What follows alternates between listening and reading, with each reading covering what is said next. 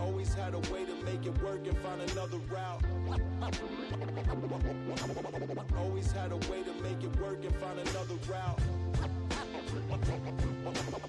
Always had a way to make it work and find another route.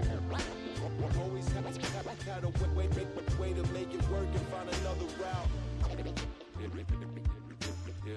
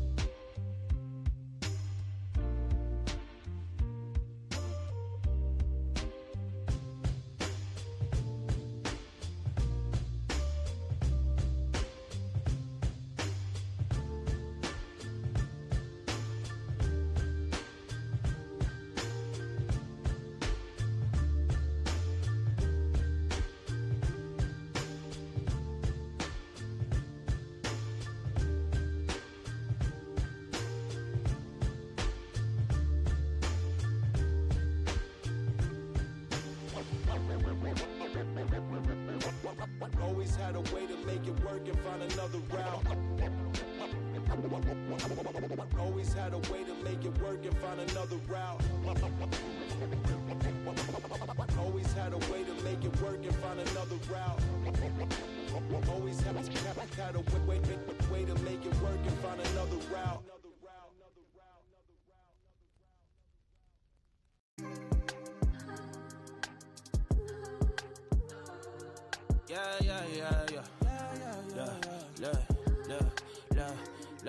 Never switch on the homies in the day ones. They didn't wanna open doors, so we made some. Take a bow on these haters like I'm Trey Young. That direct deposit hitting like a bass drum. Incoming, coming, coming, coming. Keep it incoming, coming, coming, coming. Keep it incoming. Never switch on the niggas that I came up with. No new friends with the same old clique. Couple old homies went and stabbed me in the back, but it's no love lost. I'll probably bless them with some stacks. That direct deposit lovely. Went from shaking Kool-Aid packets to popping bubbly. Went from asking women for hugs and now they hugging me. Ain't life lovely? Do it so good, make a hater wanna fuck with me. Never switch on the homies in the day ones. They didn't wanna open doors, so we made some. Take a bow on these haters like I'm Trey Young. That direct deposit hitting like a bass drum. Incoming, coming, coming, coming. Keep it incoming, coming, coming, coming. Keep it incoming. Gucci bucket hats and Louis Vuitton wallets. My hand been itching, I call it the Palm Pilot. Landed on some acres, I probably should start buying, but I keep spending money on jewelry and fine dining. God just blessed me with a rollie, I call it divine timing.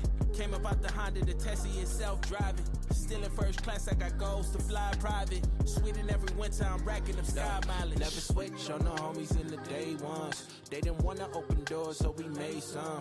Take a bow on these haters like I'm Trey Young. That direct deposit hitting like a bass drum. Incoming, coming, coming, coming. Keep it incoming, coming, coming, coming. Keep it incoming.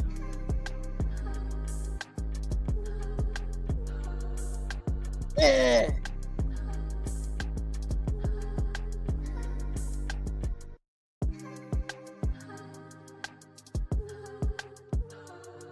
Yeah. I'm back in my bag, yo. Conscious. ISO. Diamond. Back in my bag and I gotta brag, I do this shit for real. When we was down and we had nothing, we had to share a meal. We put the shit in overdrive with no steering wheel.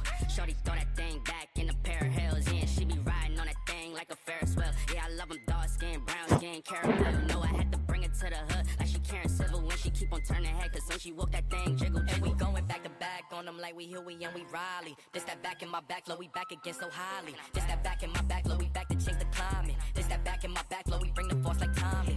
Back in my bag flow. Back in my, yeah, back in my bag, yeah.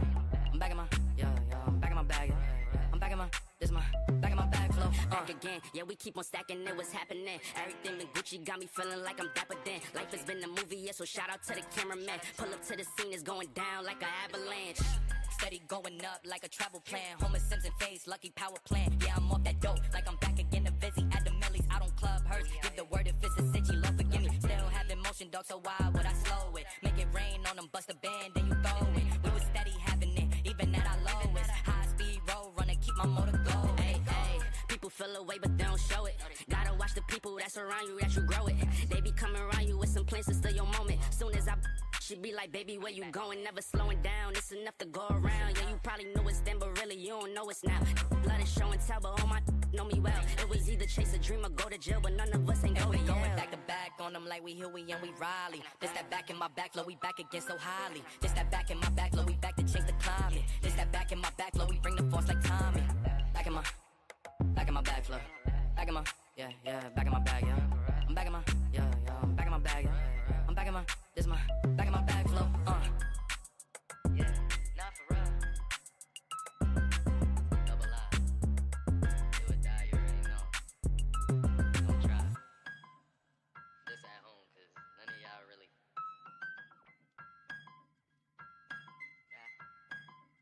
I'm back in my bag, yo. Conscious. ISO. Diamond. Back in my bag and I got.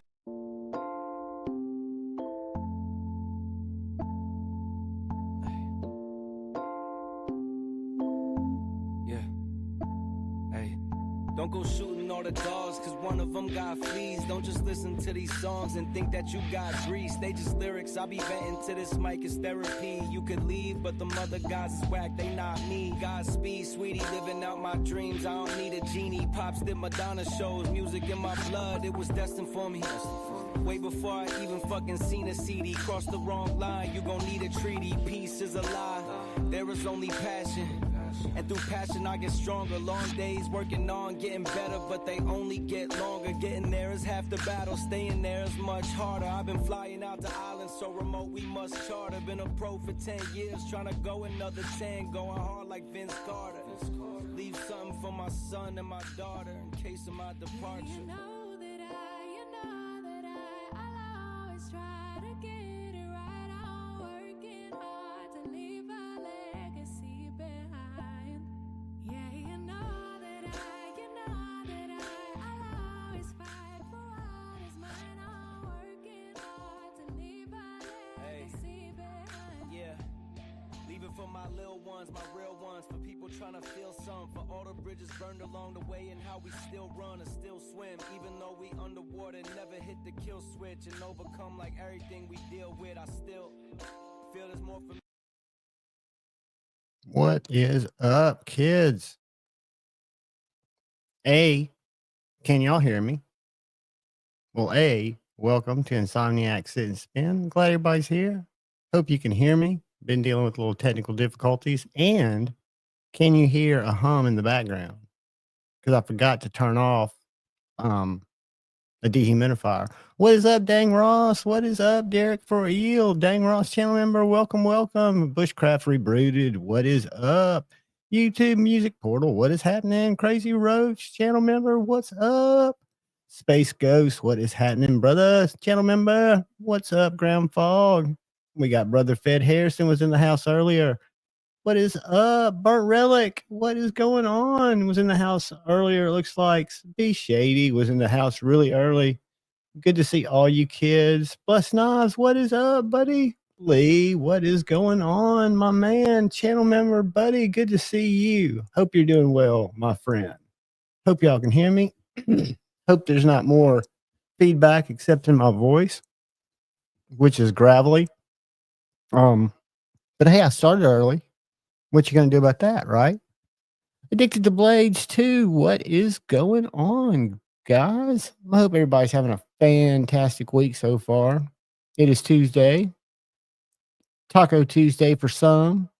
Terrible Tuesday for others. Terrific Tuesday for some. For me, it's just kind of been a kind of a tepid Tuesday. Low key. Paul Mills, my brother from another mother. What is going on, brother? Thank you, GFW2. Glad you can hear me. Glad you can all hear me. We are here. We are settling in. I am finishing up a Frappuccino double shot energy drink. So that should keep me up for a little while at least to hang out with you guys. I know some of y'all will be here for just a little while. Joseph asks, what's going on, brother? And some of y'all hopefully will be here a little longer. If anybody gets nauseous or dizzy because of the background, speak up. It absolutely is. It is Turpine. Turp Tuesday. Turp Tuesday for everybody. I got a little black hole action going, got a little knife action going, got some fixed blades out there. Really digging the fixed blades. Actually, broke down.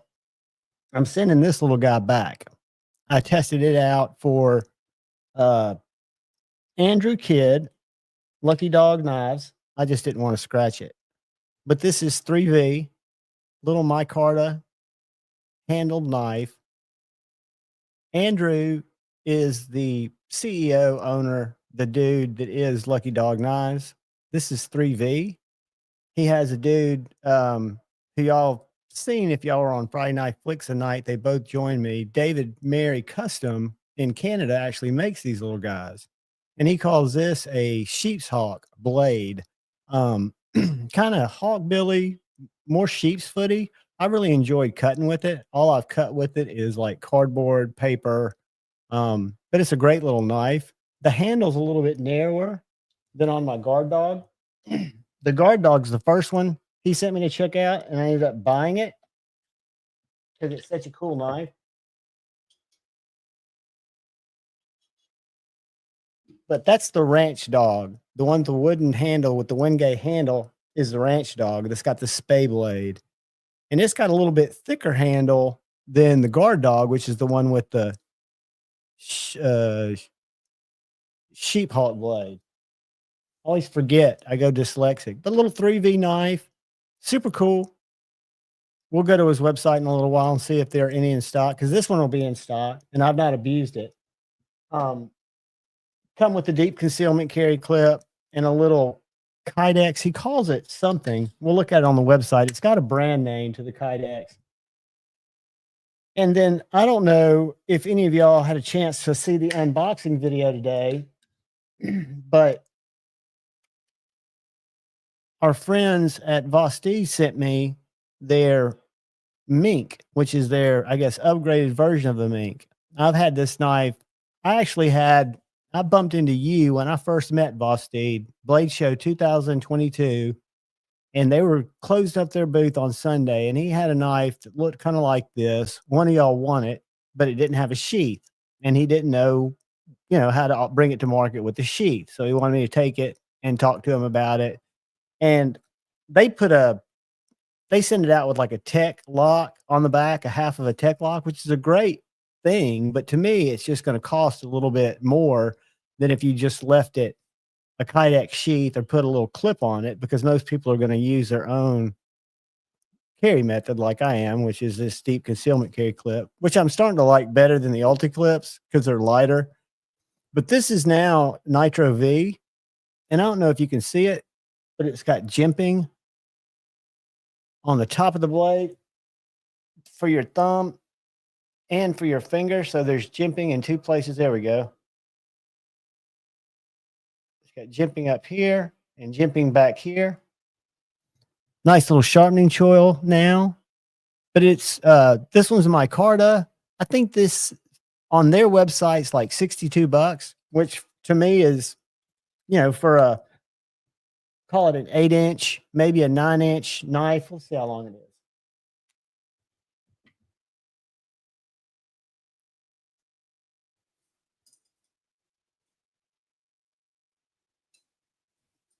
Seven-inch knife. So that's a 7-incher for what it's worth. But a cool little knife that came in today. I'm really excited to check it out. It says the HRC on their website, if I'm not mistaken, was between 60 and 62, or 60 plus or minus 2, or 60 plus 2. Let's see how they actually had it before I misrepresent it. So I'm going to share the screen, and I am going to go to fixed blades. Boom.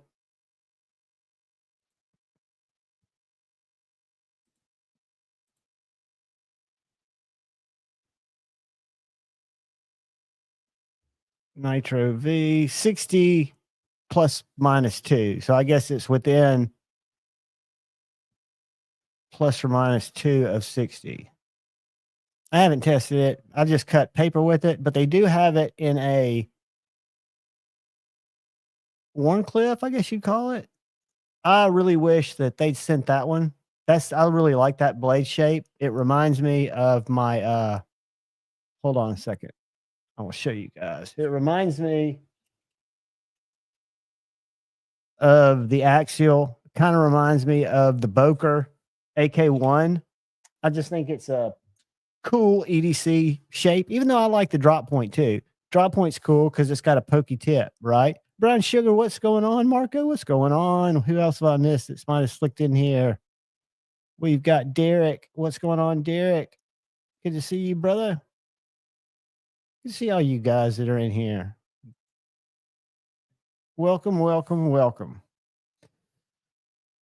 So yeah, that's and then I think I showed this Friday night. This is a big ass knife. This is the Liang Ma Eutectic, which is the budget line of Liang Ma. And I've had all three of their first designs. One was the Trinity, which had a hole in the blade. The second one was the FSD, or the Field Duty. It was the FSD. It was a budget knife built off the Field Duty. This one's called the Binary, and it's got a regular flipper. It's got a front flipper, and it's got a little blade nick thing there. But it's a 4-inch, almost a 4-inch blade that's just really ergonomically comfortable, kind of a spear point blade. I think it's made out of 14C. I think these guys go for around $82. I'm not really sure. I know they're available on Leon's site. I don't know. And the reason that failed was not the detent. It's that little fuller thing is so thin. You've either got to get the meat of your finger, or I put the corner of my fingernail in it. So sometimes I'll miss it like then.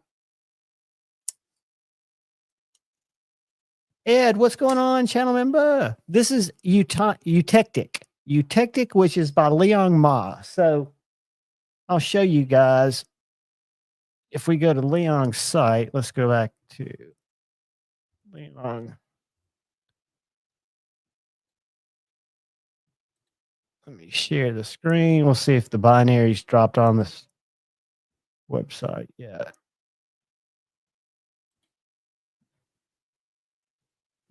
So these are all, that's the EFD, which stands for economic field duty. That is the Trinity. Let's see if we can find.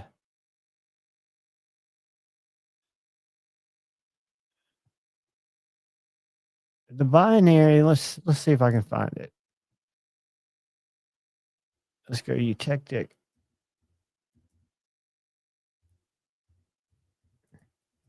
I have done an unboxing by, I can't spell for shit. But I've done an unboxing. I've not done the review yet. Let's go. I spelled it wrong for one. Let's go knife.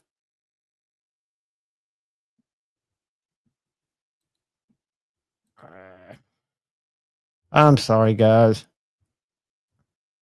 I'm sure it's going to be $85. And it's going to hit his site. Here it is. No. Let's see, Tactics. There's a video that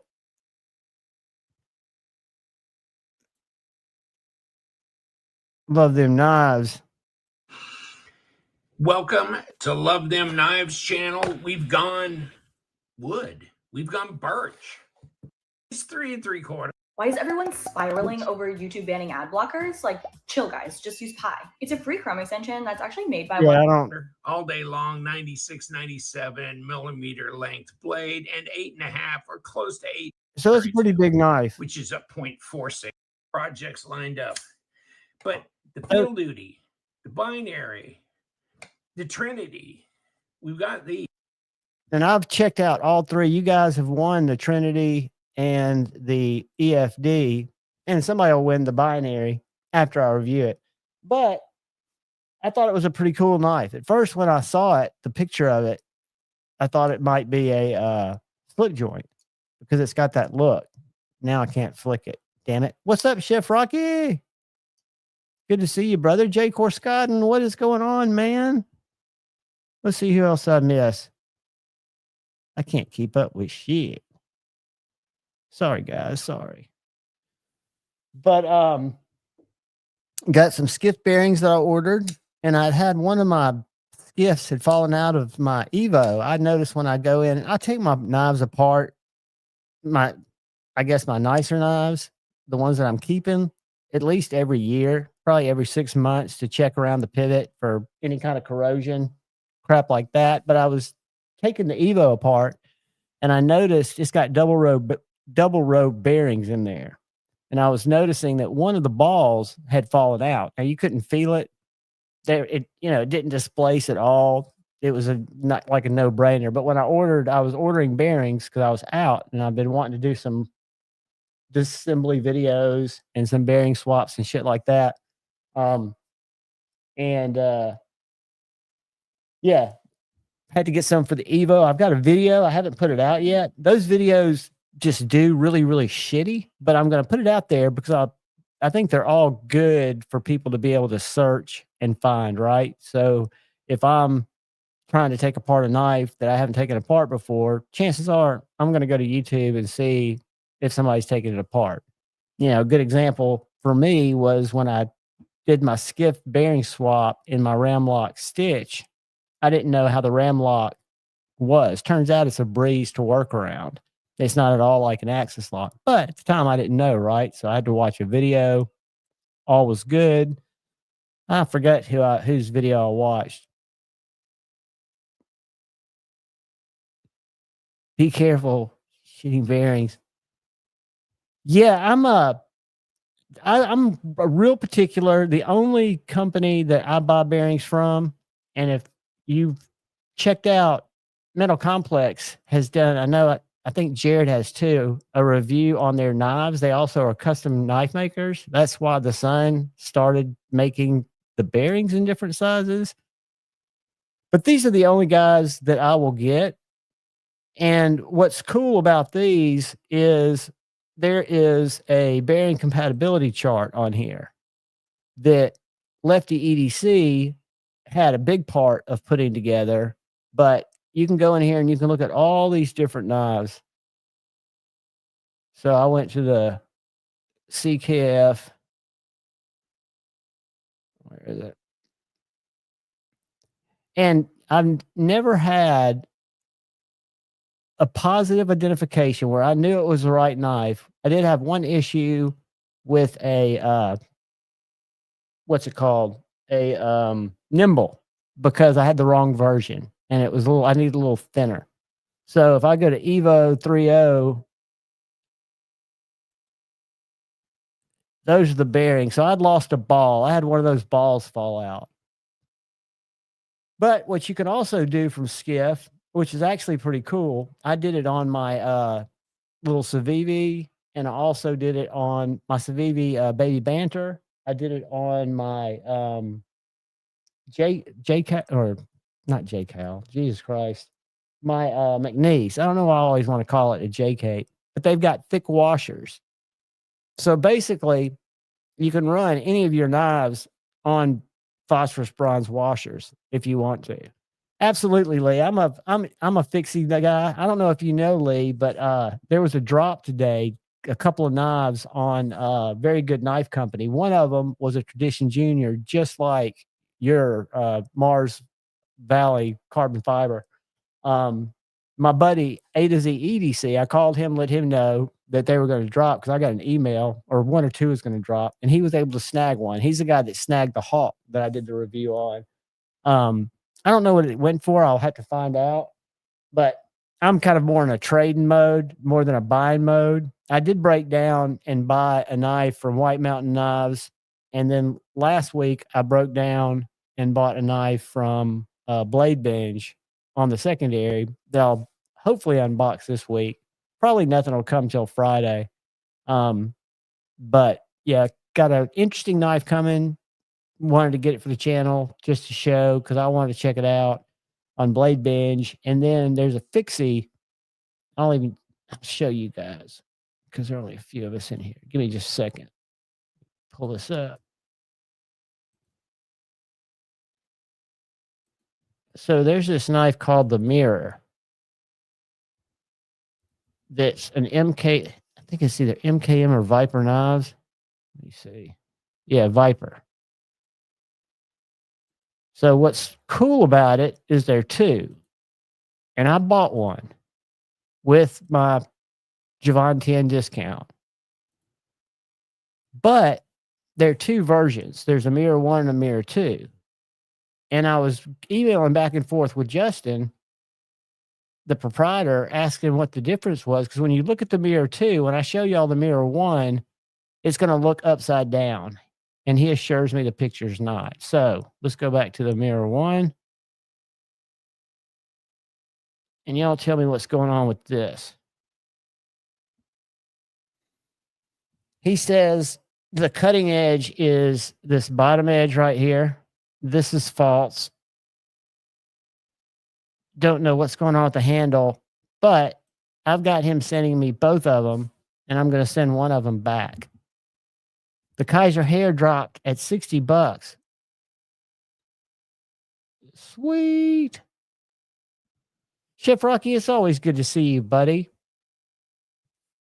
I've been absent. I've been dealing a lot with taking care of my dad, kind of in a way, because this week he's been kind of doing, he's got dementia, but he's got, I guess you'd call him highly functioning. He doesn't have a car or anything. What's up, Derek? Good to see you, brother. But he has a lady that usually comes by and hangs out with him for 3 hours a day, takes him around to do stuff, whatever he needs to do. Well, she's doing her Thanksgiving thing, right? So she's out of town. So I've been kind of doing that. So when I'm around here, I'm usually just trying to make content. And when I say content, silly knife videos, right? I've got a couple that I'm trying to crank out. I've got a cool one. This little guy will go live tomorrow. This is a great knife. I really like Lucky Dog knives. I really like David. David Mary Customs made this little knife. it's a collaboration with New River Knives. It's called the River Hawk. And it's a kind of hawk bill, but it's a lazy hawk bill. I sharpen it, even though Kyle Coonley tells me it can probably be sharpened with my regular stones.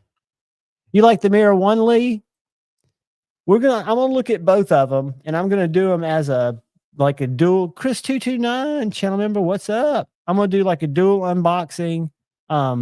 Look at them together, right? And then when I do an overview, I'll kind of let the people, you guys, know which one I'm keeping, which one I'm sending back. But it'll just be subjective, right? They both look really cool. If I was just gonna, if I had just seen them, I would have bought the Mirror 2. Burnt Relic, what is up? Y'all need to check out Burnt Relic's site. I don't know if you can see the Jason Grant commemorative wood burning behind me. But that came from Burning Relic Studios Memorial. Killer stuff. We'll go to Burnt Relic's site here in just a sec. But yeah, I would have purchased, if I didn't have the chance to look at both of them, just to be safe, the Mirror 2. But I don't understand if that choil is for your thumb. I don't get the choil on the Mirror 1. I guess I will when it comes in, when I look at it. I'm searching.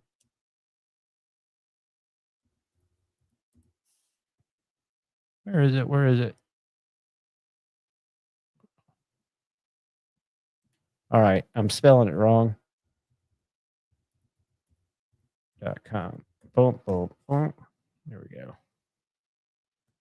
Let's see if that pulls it up. Burnt Relic. All right, I found it. I thought I typed it in wrong. But if you can see the Jason Grant Memorial burning back behind me.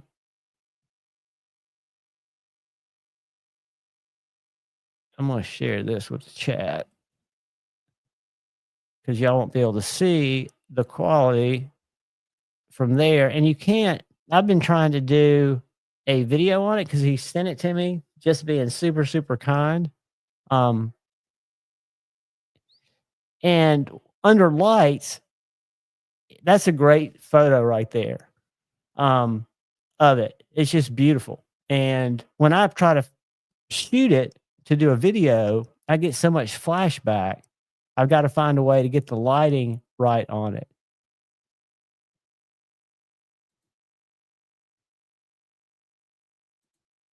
Whoops. How do I do? Hold on. I've done something wonky. I'm trying to get, I want to watch it on YouTube so I can share the link. That's what I wanted to do.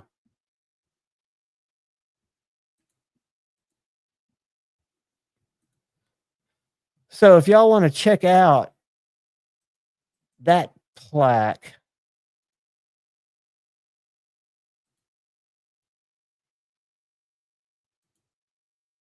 go watch the video. We can watch it here, but it doesn't do it justice. Let's see if I'm sharing it right. Let's share again. Present. Where is it? There it is. YouTube. Project be up.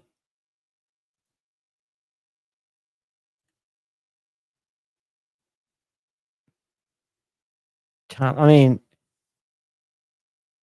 if you guys can see it up close, it's just absolutely next level.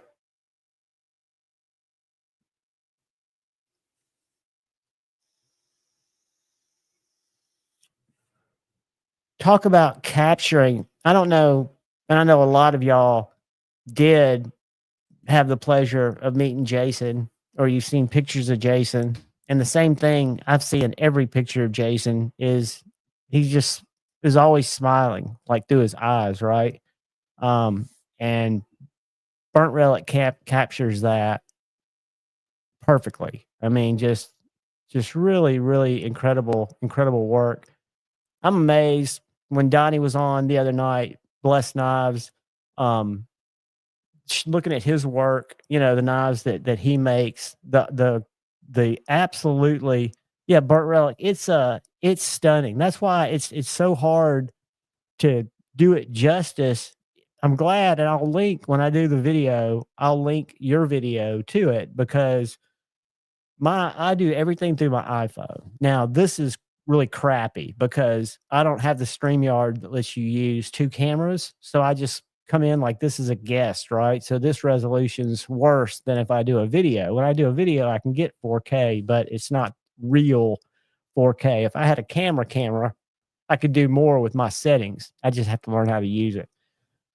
But that's what's so hard because if you look at the detail, not just the dimpling, but the detail around the eyes, the beard, I mean, and most importantly to me is how much it captures the essence of what I will always remember as the guy that I was lucky enough to have dinner with other wonderful people like Justin, OCD for EDC. There were a table full of us. And at the other side of the table was Super Steel Steve. And then my buddy A to Z EDC. And then I think Ethan, I forget who was there. Let's see. I know Grateful Panic was there. Jason Brown, his best buddy Jason Bird. Shane Gables, Edgy American. 7. I'm leaving a couple people out. But funny shit happened. It was a wild, it was in a really nice restaurant right outside. If y'all have ever been to Blade Show in Atlanta, right off the pit, there's that restaurant that a lot of people go to just because it's convenient. And we got the table right there at the entrance to the restaurant or the exit to the restaurant if you're going back out of the pit. So, needless to say, it was, I don't drink, but they were all having a very festive time. And it was funny. It was very funny because Justin, OCD for EDC, who was at one side of the long table, and Super Steel Steve, who was at the other side of the other table, are really good friends. And they were ribbing each other really, really hard, tossing stuff kind of back and forth at each other, like pieces of ice, little lighters, things. They were just fucking with each other, right?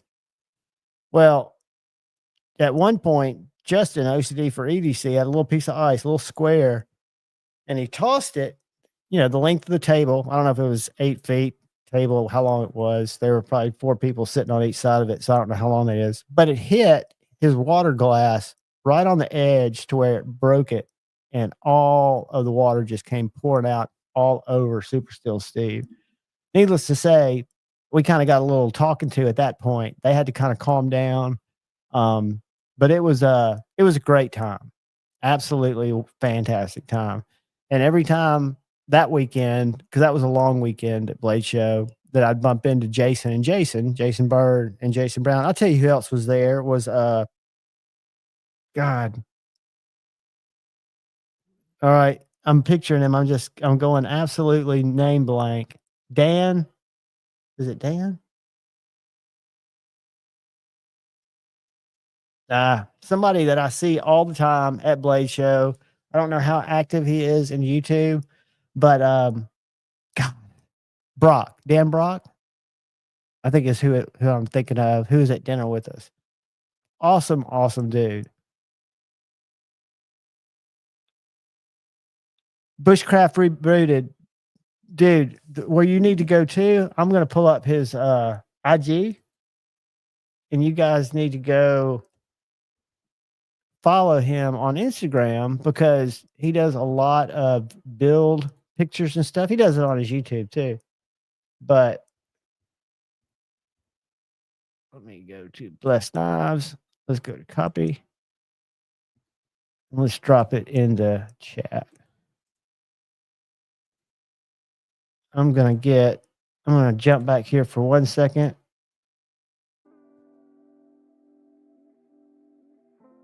Get a little music going. And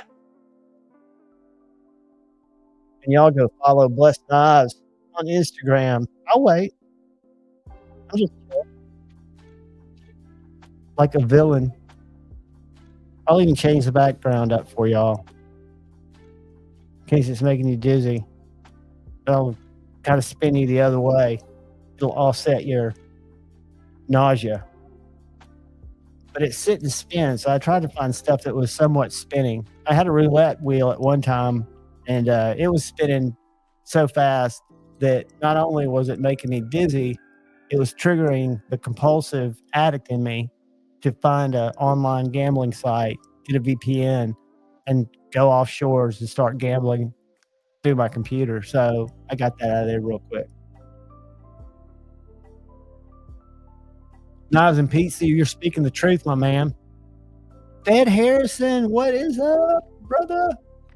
Did I get the name right? Fed, you're exactly Dan Brock. And he had dinner with us that night. And, I only seen him at Blade Show. I'm trying to think if I've ever seen it. Dan, have we ever seen Dan much in chat? An absolute great guy. I mean, I was trying to think of a word, and I could say some cheesy word, but I think of people like, there's personas like Super Steel Steve. When he was on YouTube, he cast a persona. I had the pleasure of spending every Blade Show I've gone to. I've made a point to see him, seek him out, and hang out with him for at least 20, 30 minutes. But that night we hung out for hours before they had their incident. But a really wonderful guy. But like Saitu Dave, you meet these people in person, and they're just wonderful, wonderful people. Ed Harrison, I met him at every Blade Show. Jim Miller, just a lot of people. Ed's a channel member. Thank you, buddy. Chris 229 is a channel member, and he's made a lot of giveaways possible. He sent some super cool knives. One that I hung on to for longer than I probably should have. The Air Light. And I think it's Air Light. Probably one of the best cold steels that I've messed with that I was not even aware of. I was aware of it, but it was never on my radar. That's what's cool about seeing what y'all are talking about in the chat, what y'all carry. We'll talk about that in a second. Because I've actually got a dangler on my side with this little tiny ass knife, this little LT Wright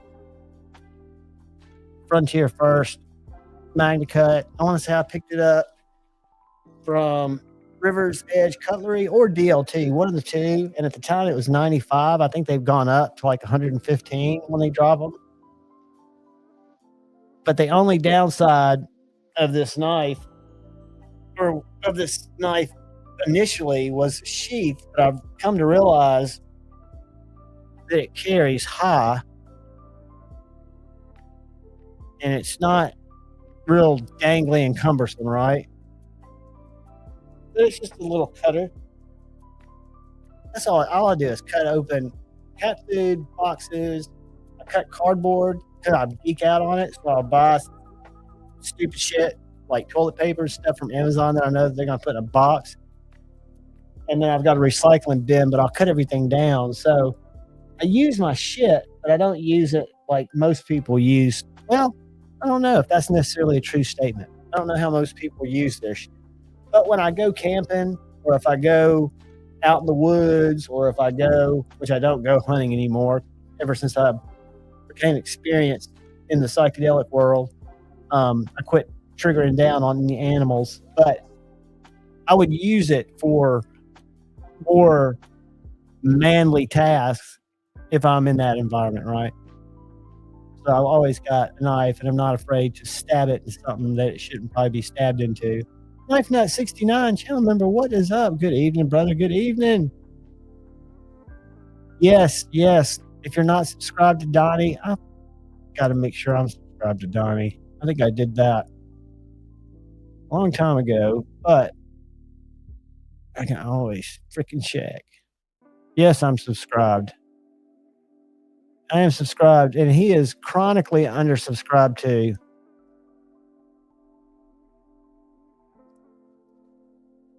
Dude, that's awesome to hear. Knives and Pizza. Is the So, okay, so the micro is smaller.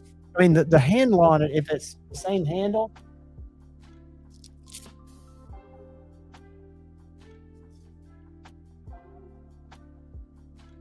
is an absolute banger. I love the shape of this little knife.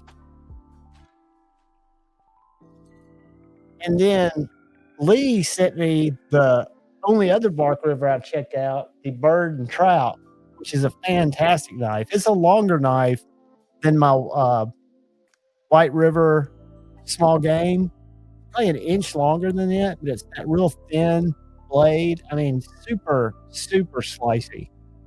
It's a therapeutic slicer. And then he sent that Very Good Knife Company Tradition Junior, which is an absolutely awesome knife. Good evening, Rob. What's up, brother? Good to see you, man. And he sent the Asher, which for 110, 115 bucks. What a great knife in S90V that was. So I'm very appreciative. Those were 3 killer knives that I got to experience and do reviews on. When I say experience them, for me, I'm not the edge retention guy, right? I'm not putting knives through a ton of abuse. Now, I'll abuse a knife. Don't try to. Rubbing in, what's up? But I'm not afraid to, right? I'm not afraid to cut into wood or stab it into wood or any knife. I mean, if I've got a knife, the only knife I probably wouldn't go ham on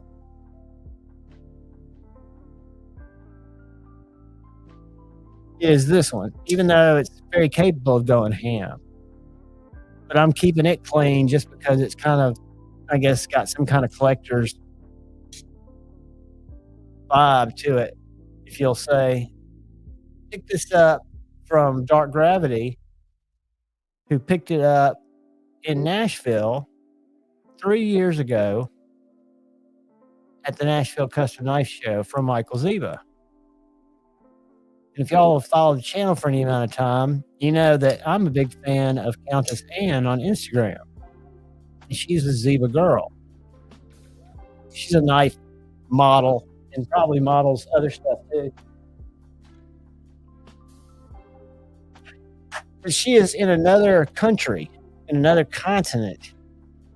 Some Serbia maybe, but I'm probably wrong. It's not Serbia. And she's engaged to or dates the guy who owns and runs Kunwu. So we're going to have to do a Countess Ann check. Let's see what she's up to. Hold on. If you're not following Countess Ann, it's your own loss. Anna is worth a follow. Let's see what we got going on here.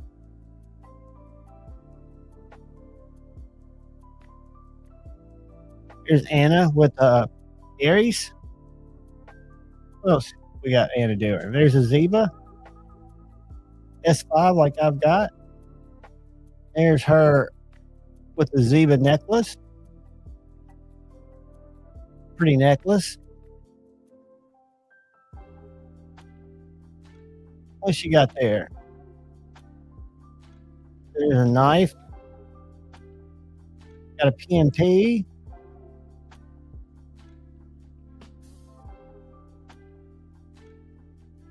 She's a badass. She drinks whiskey and smokes cigars. But if that's your gig, I don't know. But she's pretty fierce.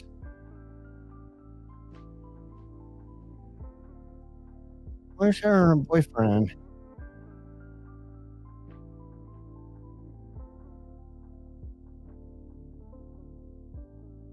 She's also the owner of Hank's Cartel.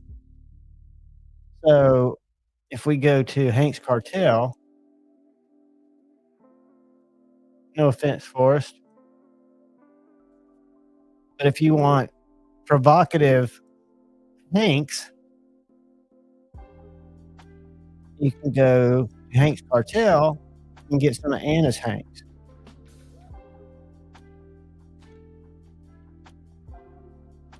I've got her signature Hank, which is,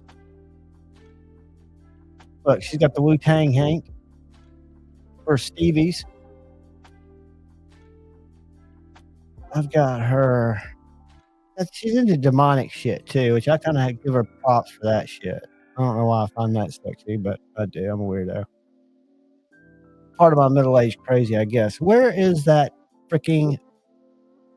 Anyway, she's got one of her holding a Michael Zeba S5. She probably doesn't have it on this site. But she also does these little cries.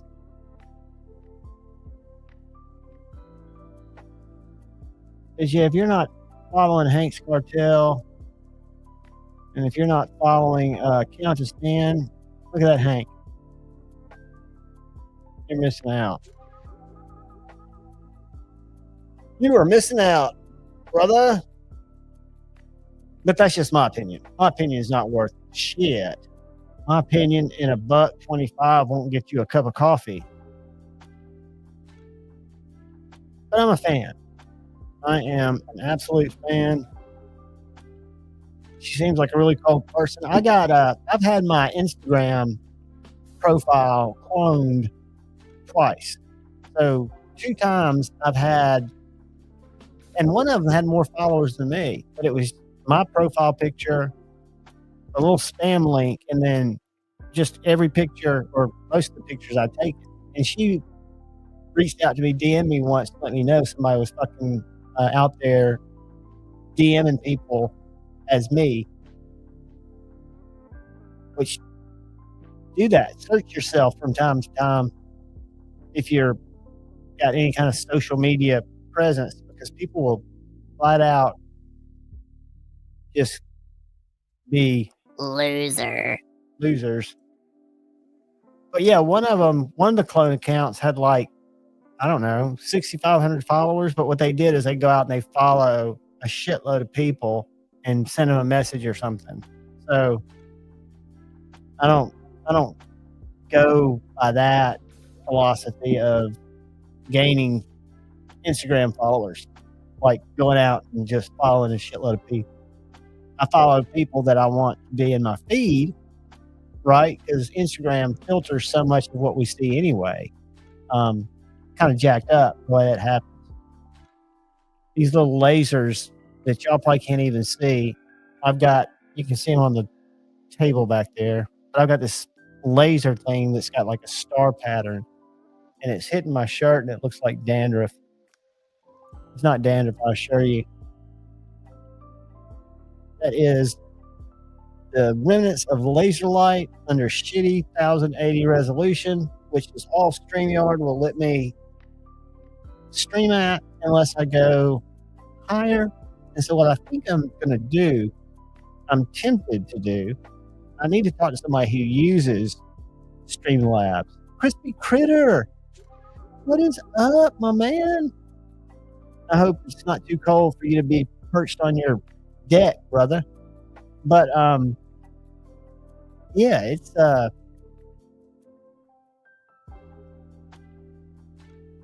Streamlabs, I think it's called. Streamlabs.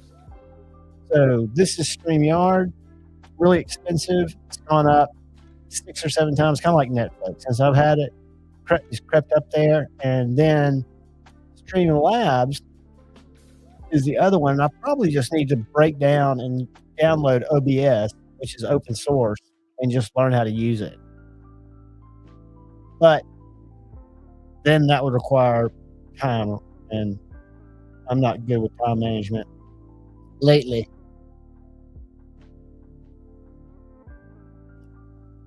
I used to be. The worst thing you can do is take a dude with ADHD who has worked 10 years, kind of the same schedule, pretty much constantly, like was in Birmingham on Wednesday, was in Tuscaloosa's on Thursdays, knew where I was going to be, to like doing a little bit of weird shit from home, for the last year. It's just been wild.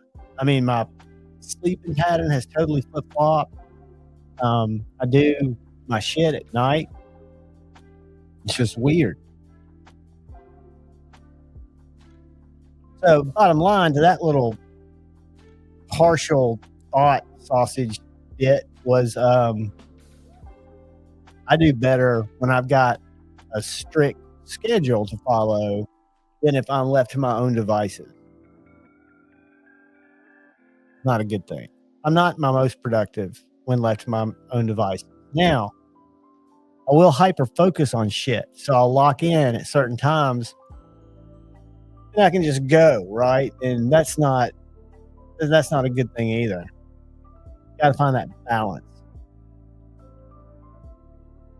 And balance was kind of dictated by the schedule before, right?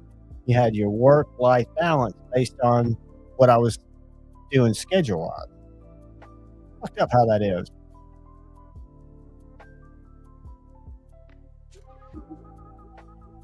So really, dude, it's struggled, Donnie. It's something else. And to be honest with you, I've done a little bit of freelance digital shit because that's what I do. I'm a digital marketer guy.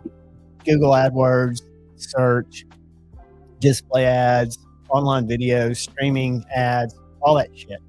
Google Analytics, all that shit. I was just buried in it. That's what I did.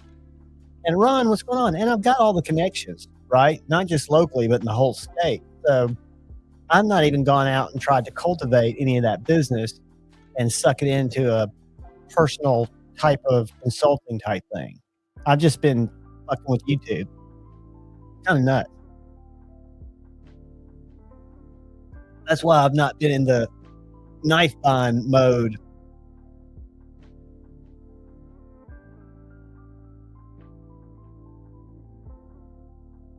Yeah, and what you know, we can, if we would do it, if I would discipline myself, because I've proven that when I had my corporate schedule that I could stick to it, why can't I write a schedule that says get up 8 or whatever, and then start doing this, and this? If I'd schedule my day out and stick to it for a week or two, I could probably, because I mean, there's so much I could be doing to be productive that I'm not, because I'm a slow starter, right? Even with medication. What's up, Iron Butter Knife? Welcome. Good to see you, kids. All of you. So I showed you the little LT Wright that I carried, and then I carried this knife, which I really enjoy. This is my Mr. Zero. I bought the Cypher D, or the Cypher, the D's the drop point. That's true, buddy. And mine's diagnosed. And what I learned, and I didn't get diagnosed until I got California sober, I'll call it. Because I was self-medicating with a lot of fucking hard shit. And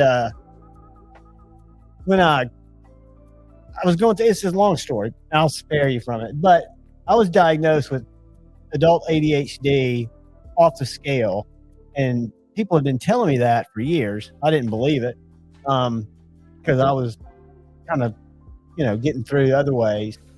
But I had to back off the booze.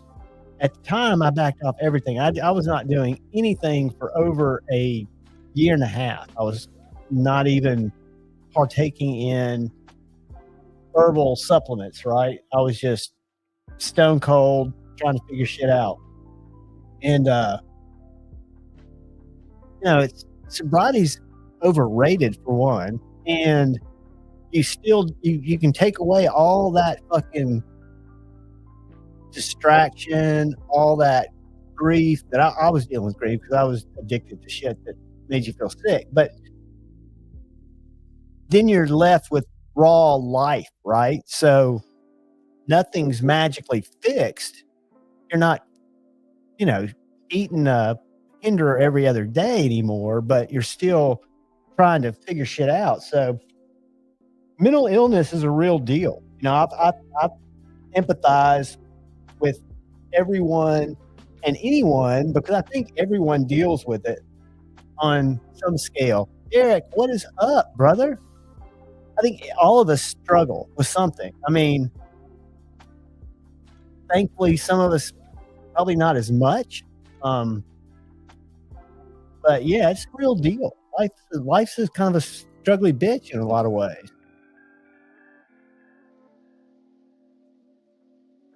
And my problem is I have a hard time shutting down.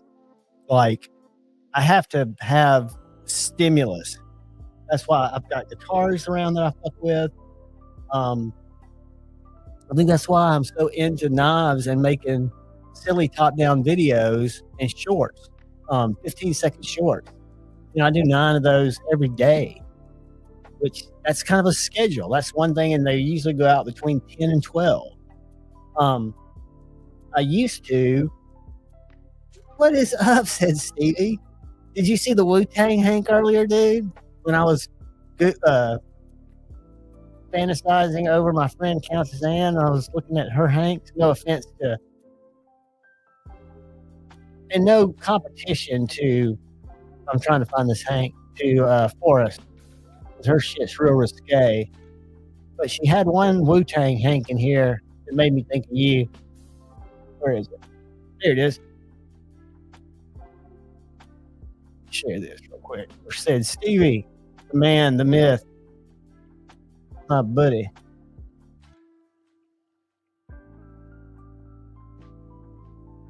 That's one of Countess. You seen it? You seen it? Okay.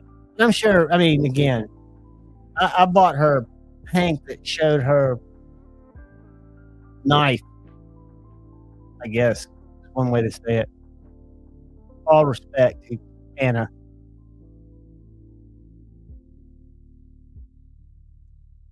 All right, guys. So I finished my Frappuccino, which brings me to the part of the show where I start pounding my Jet Life 50 milligram grape lemonades that are absolutely freaking delicious. Strawberry lemonade, if they're sold out of the grape lemonade, will do. They're not as bad as it sounds, because strawberry to me is only good as a raw fruit, right? Strawberry, anything to me is yuck. But cheers. Man, that's good. I'm trying to think of the old classic soda guy. When I was down there getting my 4-pack of those, something soda, not Don soda. They do root beer. Hell, I can't think of it. Anyway, there's this old soda company that did sodas forever, and now they're doing THC sodas. Infused. There's a Delta something. I don't know the difference. I do know, as I ramble about shit that's not knife related, back when Spice was a thing, I just happened to be in between jobs, so I was getting ready to take a test, not the kind that's written. So I realized that would be a substitute that would let me be clean, right? That shit was wild, dude. That was a wild ride. Yeah, I don't mess with the Delta dang. For me, it's flour or these sodas. Now, if I lived in the right state, I would probably. I'm not big into concentrates, but I do like gummies. I like vape cartridges. I like things like that.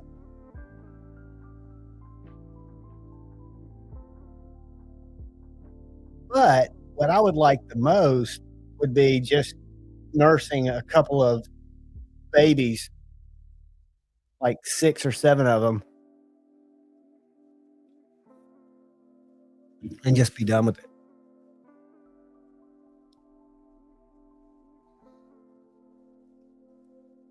Get about a 4x6 area max.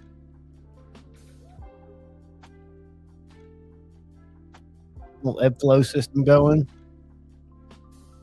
That would be the way to do it. I would think, if you were in that type of city. Cultivate, don't procreate.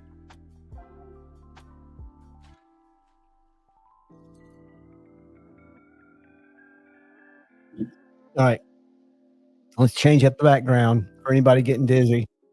Change the tunes up.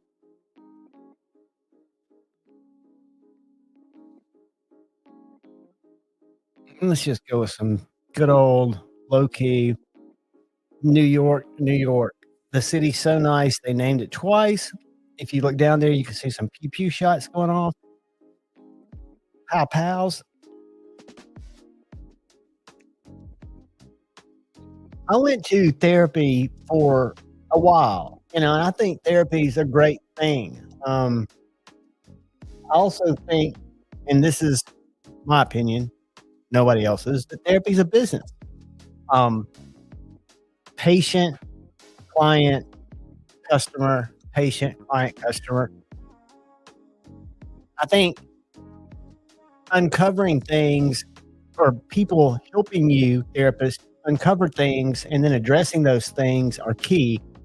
I'm not one, for financial reasons, I can't afford it, that I want to be, and plus I always kind of got the willies going. And I don't go to AA meetings anymore like I did. I used to go 3 times a week because I liked it. I enjoyed it. I still enjoy it. I enjoyed the people there, but it just got to the point to where, for whatever reason, it was something that, for one, I moved. It was further away from my chapter, and I didn't want to go to the chapter where I was close to, and I got out of the habit of it, right? But with therapy, I think it's always good to talk to somebody. End of story. I mean, if it's a therapist, if it's a friend, if it's a family member, if it's a stranger, talking is the way to go. And I guess therapists, if you get a good therapist, and I had a weird experience with my daughter and a childhood therapist that I'm convinced, I was there. She was 7 and she was having like a panic attack type shit. And her pediatrician recommended this lady, and this lady talked to her and put self-deletion thoughts in her head. Asked her, like, do you ever think about this? Do you think about that? And it made my daughter, who was kind of paranoid, think that she was on that path, so it was a weird thing. It was something that I watched because I was sitting in the room, how a good therapist can lead you to uncovering things that you need to uncover. I hear so will ibogaine and ayahuasca, but I've not been there. Shaman are good too, right? But I've also seen it potentially fuck my kid up. Again, she bounced out of it. And she goes to therapy now. She's got her own therapist. And I think it's good to have a therapist. I think, if it works, amen. Whatever works for you is what you should do.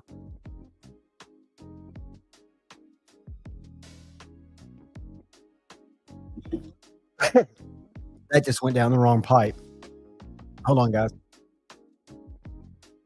I would have blown your ears out with that cough. That was brutal.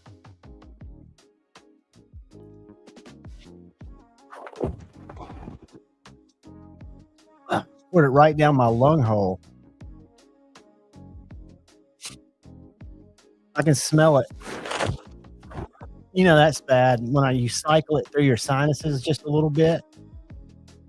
So it definitely came in my lung hole. Absolutely. Derek for real hit it out of the park. Absolutely. I mean, the worst thing that we can do, and I'm guilty of it, is I'm very guilty of it, is just isolation, right? I mean, it's easier to do. It's the angle of least resistance a lot of times, but it does always feel better. I can remember dreading, not because I didn't enjoy it once I was there, but dreading the whole going to AA thing. But then when I dragged myself there, I would every time, 100% of the time, feel better when I left. Not because I went, but because something there gave me a little glimmer of inspiration, hope, whatever you want to call it. I don't know. Spirituality. Man, yeah, I'm telling you, man, it's funny because I deal with my dad, and he has one of these VIP doctors. But like clockwork, I'm seeing when we're down there just clocking off appointments, and everybody's got to do something, I guess. I think there's good and there's not so good. I won't even say good and bad. Good and could do better. How about that? We've got good and we've got could do better. Listen, I'm kind of a recluse too. I'm selectively. I think the older you get, the smaller your circle gets. It's kind of and I'm talking about real world, natural world, physical world. Because people die, they move away, whatever. And a lot of times it's overrated in my point, which is not a good point. It's just the way I see things. There are a lot of people and a lot of that happened, and I'm the first one to say that sobriety is overrated. But when I got sober, it made the people that I was hanging out with less interesting. It wasn't because I was tempted to,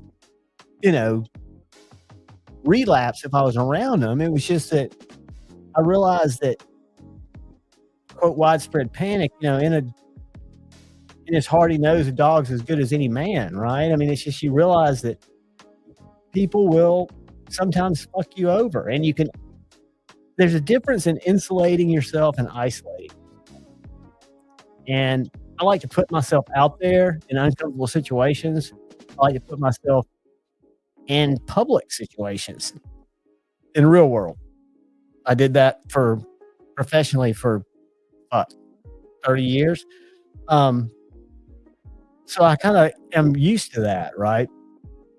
I thrive on it. But like the last relationship, the only relationship that I've really been in since I was married for 20 years, doing that kind of mental gymnastics type bullshit, I was kind of like fucking over it, don't want that in my life, really. It's too much. It was a maintenance thing, right? You look at, okay, here's the good, which was really good, right? You had this little good nugget, and then you had this fucking weight. I love 50 Cent's quote, and what's his name? Cobain, Stewart. I forget what's that guy's name? Talk show guy. Not Cobain. I forget what his name is. Not Kurt Cobain, of course, but somebody. Stephen Colbert. That's who it was. Asked him, you've never been married, and he's like, no, I've never been a voluntary hostage. Which kind of clicked to me, because the situation that I was in before and after, to me, it was sucking a lot of the me. I think I'm too much of a people pleaser. If you put me in a relationship, it really fucks my head up.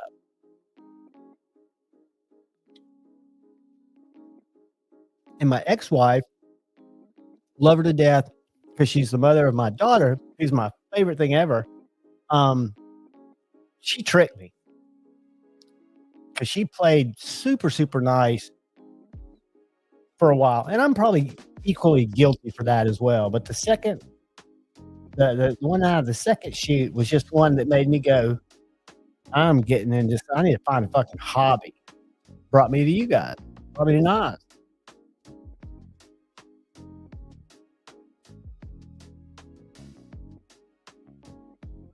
Absolutely, Todd Carr.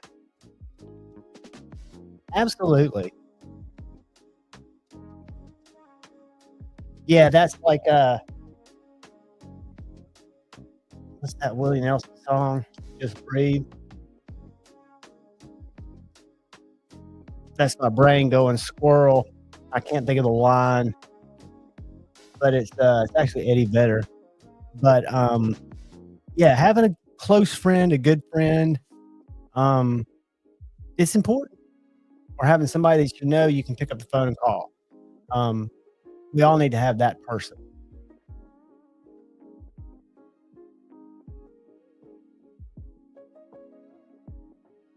You know, it's weird, buddy. I'm up until I'm right on the line. I'm the 22nd of July, which means I used to fall as a Leo. Now I fall as a Cancer because I'm right on the line, which is part of the reason I'm a fucked up individual. Astrological compass is all askew. Yes, I am on the cusp. And like my grandmother, I can remember they had got me a little Leo, the lion pendant, and got my brother Cancer because he's June, into June. I'm into July. So yeah, it's weird. Yeah, I've got a lot of weird tendencies, dude. I've lived a lot of shit, but I've lived a lot of blessings too, right? I mean, and I can ramble about it because I'm really just talking to the void, talking to myself. Blah. And you guys are, thank goodness, hanging around to hear it. It's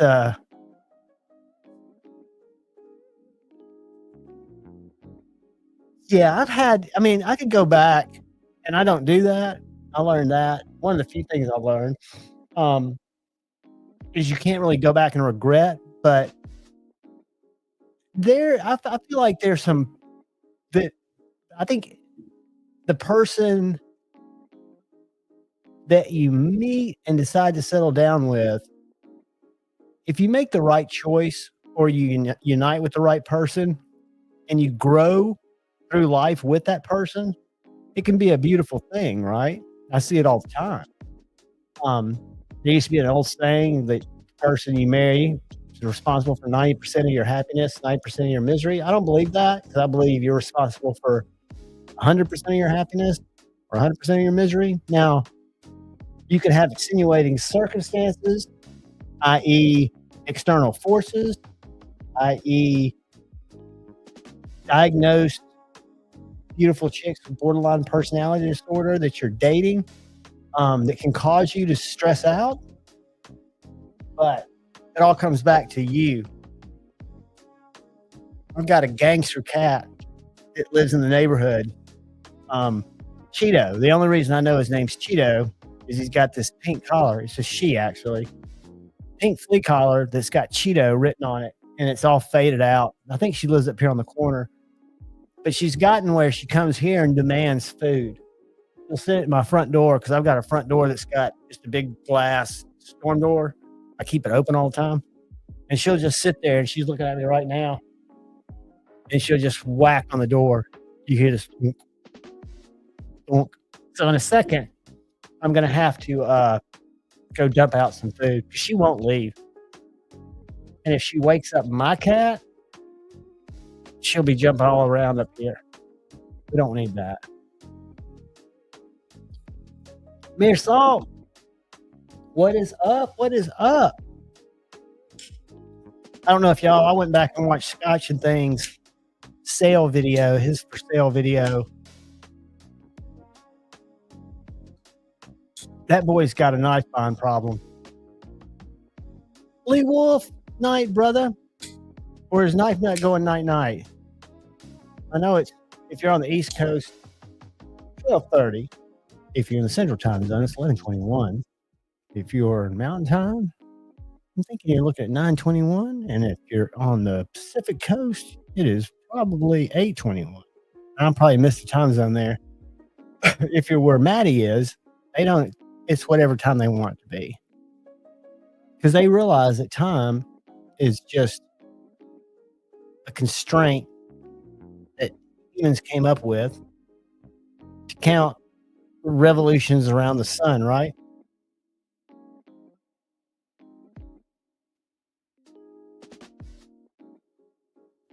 B Shady, that's super cool. Yeah, that's one thing I've never done on the bucket list for sure.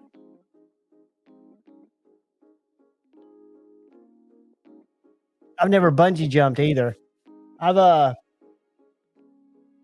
off the 33-foot platforms into pools, and I've gone off close to a 60-foot bridge, and then I wouldn't go off a cliff that was a little bit around that same height, but a bunch of people did. And one of my buddies really fucked himself up because he didn't land the right way. But yeah, I'm not. I would probably be more likely to skydive or bungee jump than jump off something super high and land in water. Did y'all see that video of that dude? It was a Red Bull thing who jumped out of the plane with the other parachuters. This dude didn't have a parachute, and he's aiming for this fucking net. Have y'all seen that? It's a real deal thing too. Let me find it. Let's see. Skydive into a net. A net. And I'll get stricken down. Let's find this one right here. All right. Boom. All right. And if y'all don't believe me on this, go watch it because there are like 10 different videos of it.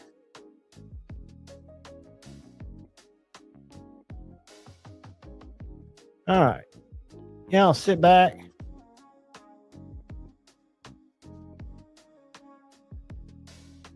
Now, one of the dudes ain't got no chute. One of the dudes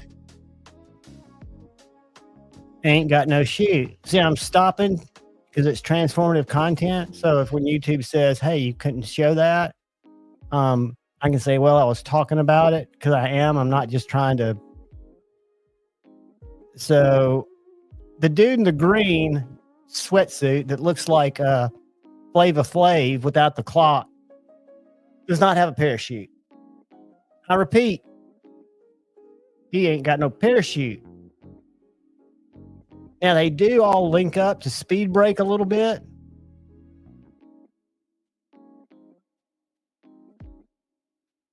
So what we're going to do is we're going to ease on over here a little bit further. And we're going to ease a little further.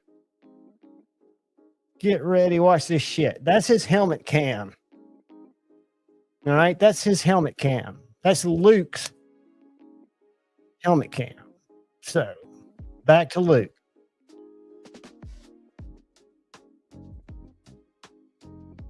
Go, Luke. Get your back. Boom. He almost missed that fucking net. He almost missed it. Watch it again. Watch it again. Let's go back and watch Luke. Almost missed the fucking net. Let's watch him. Let's watch him. He's aiming for it. He's coming in hot, though. And he's going to roll over, and it's all up to gravity there. Boom.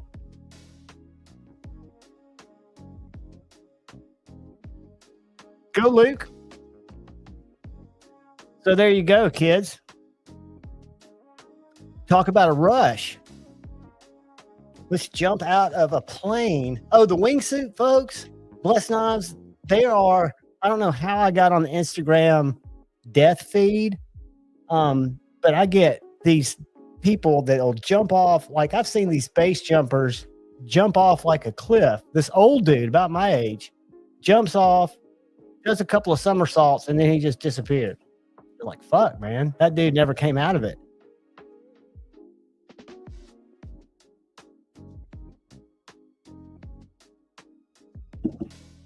I loved Classic Pink Floyd. Love, love, love. Animals is one of my favorite albums. Huge fan of The Wall, Dark Side of the Moon, Saucer Full of Secrets, Old Floyd, David Gilmour Floyd, Roger Waters. Yeah, I mean, he, to me, is as much Pink as anyone surviving. All right, kids, y'all are going to have to hold for 2 seconds while I go give Cheeto a little bit of food, yo. So go grab yourself a beverage, take a leak, kiss your significant other. I will be back in 60 seconds, maybe 100. I got to grab the food and walk outside. I'll be right back. Hold tight. Don't leave me. Don't leave me.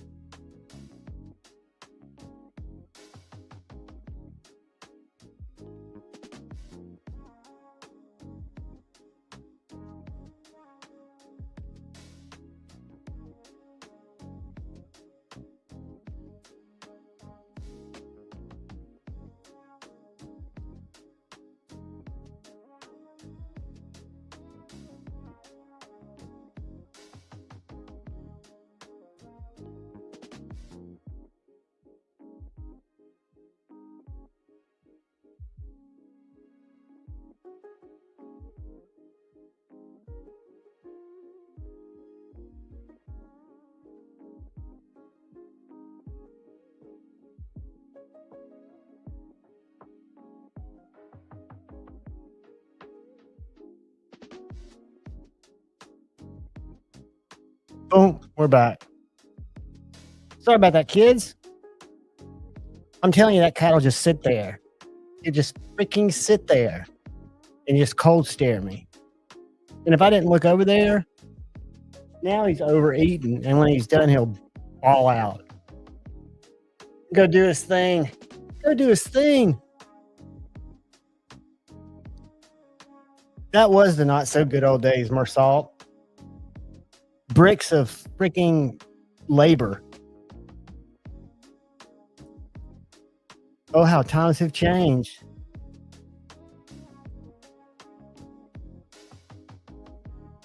But yeah, we didn't complain in the time, did we? The 80s, the days of swag.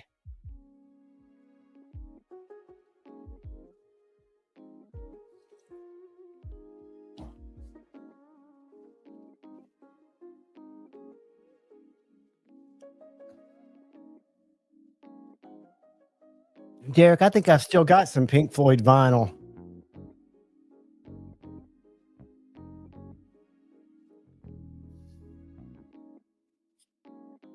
I graduated high school in 85. So I wore the parachute pants. I used to do the clean Coke. It was the best of times, the worst of times. Said somebody somewhere, sometime.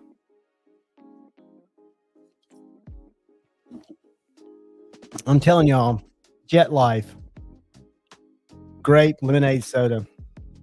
It's delicious.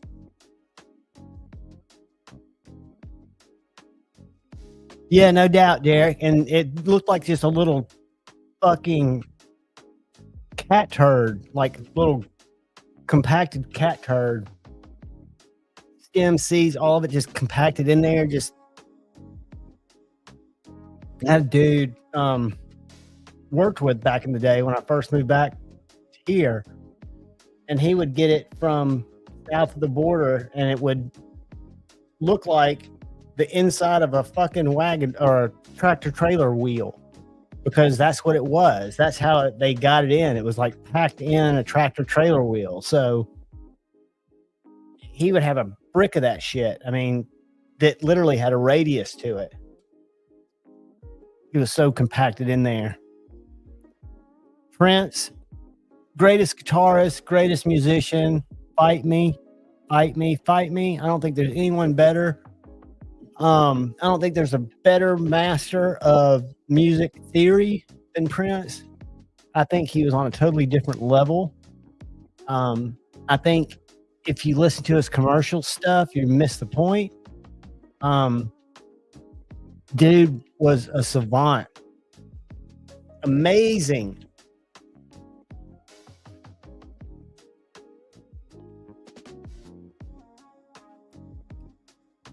I can't show it because it'll get me instantly struck. But if you go watch the George Harrison Hall of Fame, Rock and Roll Hall of Fame memory thing that they all played, and Prince's solo, the greatest solo ever. I'll show it to you so you can go find it later. I'll throw the link. Let me find it. Prince. Greatest. All right, guitar gently weeps. So I'm going to share it. Share the linky link. And I urge you, all of you, if you have already, feel free to leave the stream now. Open another window.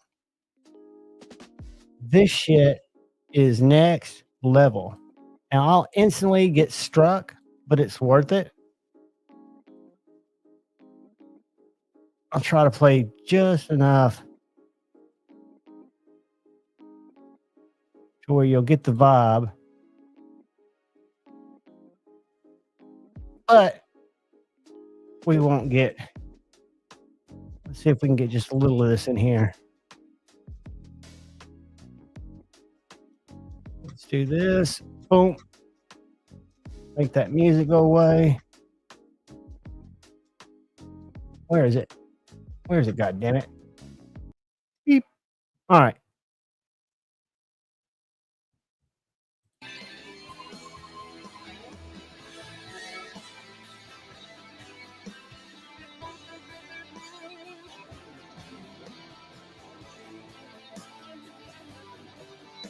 Whoops.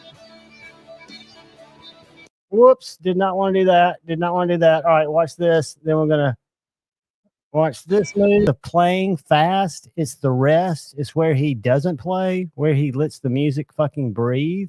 That's so cool about this solo. Y'all go watch this. He's letting it breathe now, but watch.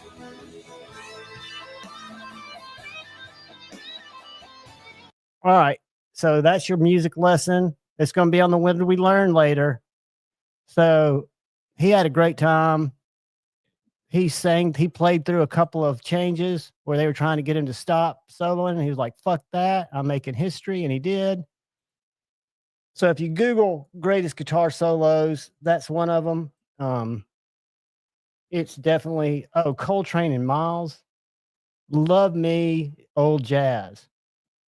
I love what I listened to growing up that my dad listened to was stuff like George Benson, Quincy Jones, which I know Quincy Jones was a producer, but he had an album called The Dude. Fantastic shit. I can't name one singer on it, but it was real cool. George Clinton, which was more funk. But what was the other dude? George Benson. There was another guitar player that he exposed me to. And then when I was started playing, I got into my own players that kind of guided me down the road. Prince was one of them, definitely. Prince is just, I mean, some of the shit that he did that people don't even know he did. Just like if you just go Prince, random guitar greatness. Let me see if I can find this video where he walks up on a sound check. Hold on a second. Hold on. Prince. Walk on sound check. Hold on. Walk. Sound check. Where is it?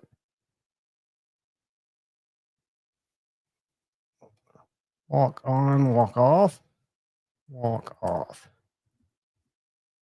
Let's see if this will find it. I can't find the damn thing. Anyway, there's this one with the where he just walks up. It's a sound check and it's a jazz band. Let me find it. Jazz sound check. Oh man, this is bumming me out. It's bumming me out. Damn it.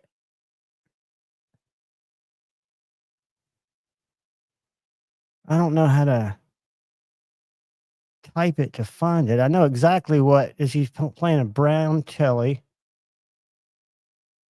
He walks up through like an empty auditorium, picks up his guitar, wears some shit out, and then walks off. Anyway. Oh well. Oh well. What are you going to do? What are you going to do? Stevie Ray, absolutely awesome. Huey Lewis, not so much. I have some good memories. But yeah. Dick Dale, greater than Prince. I'm not that familiar with Dick, but I'm definitely going to look into it. Let's do this. Dick Dale.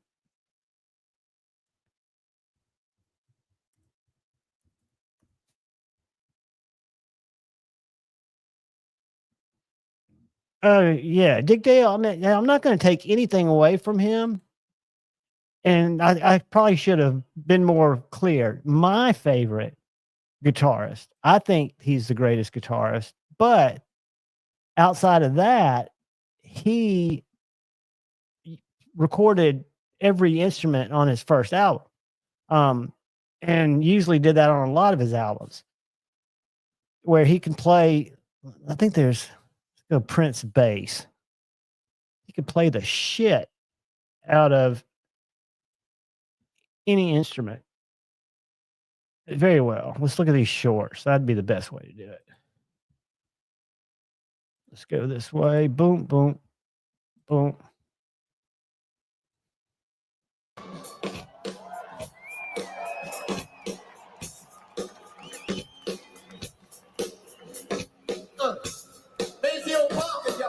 There ain't no bass there. What the fuck? He's holding the bass. Where? What the fuck? I don't want that. I don't want that. I don't want that. Don't want that. All right. What I wanted was this.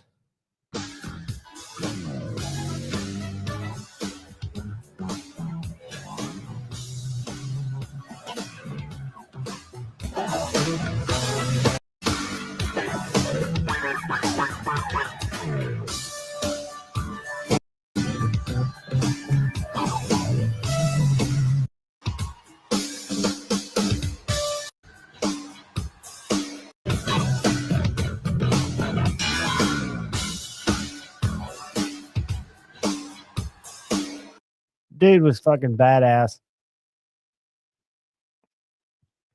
But fentanyl done got him. I'm down on my luck. She's turning a page. I'm falling in love. She's running away.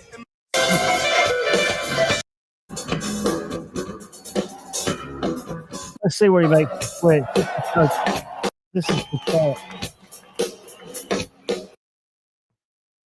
Let's see what we got here.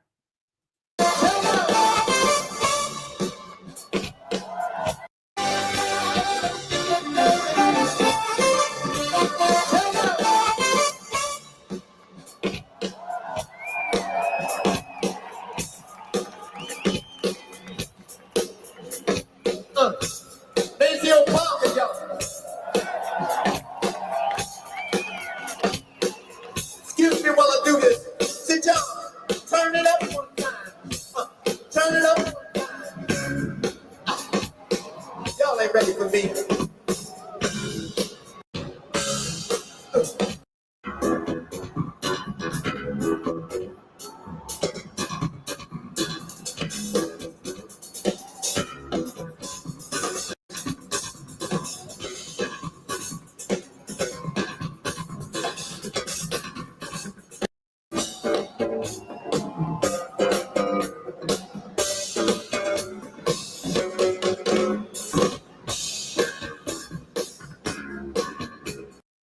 Yeah, I'm going to stick with there are others that are awesome, but I think he's about Les Claypool. Hats off. Love me some Promise. Love me some Bootsy Collins. Love me some Geddy Lee.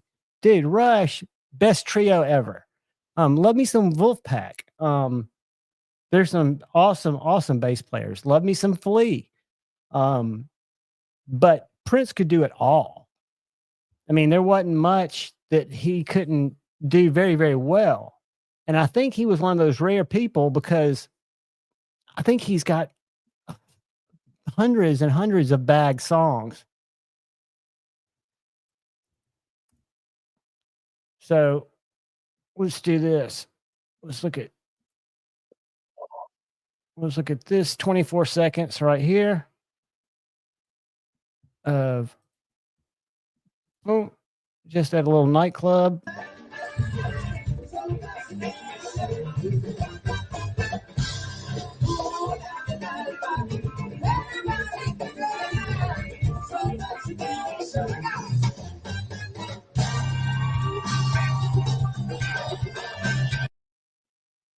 Dude had freaking chops. Honestly, I think, he's a okay piano player.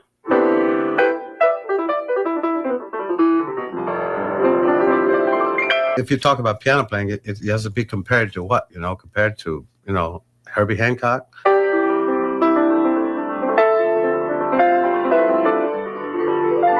I don't think of Prince as a piano player. I think of him as a person that knows some chords, some piano chords.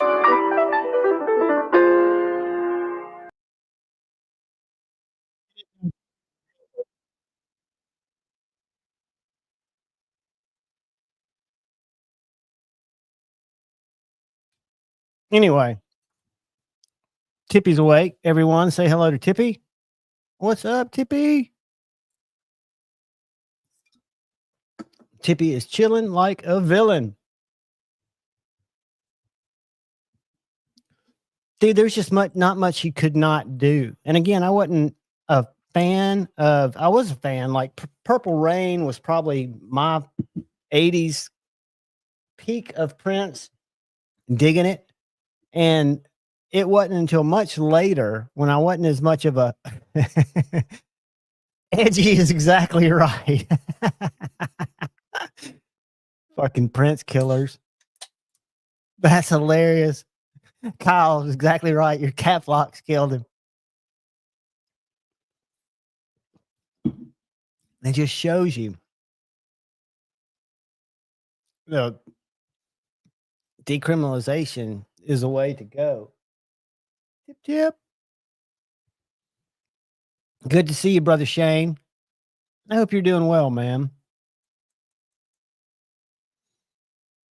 I was crashed through you and Donnie the other night.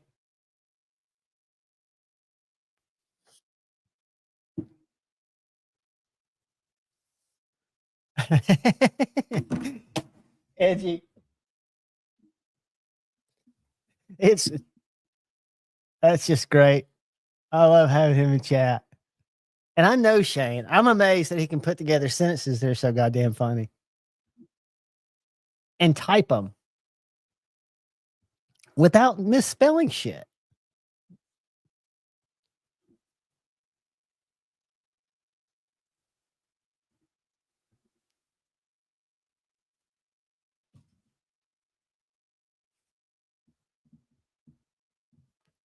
Bring up the tippy cam.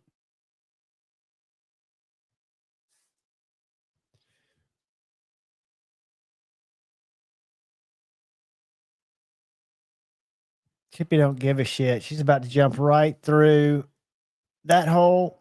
Boom. Let's see what she's going to fuck up. All right, she didn't. Sweet.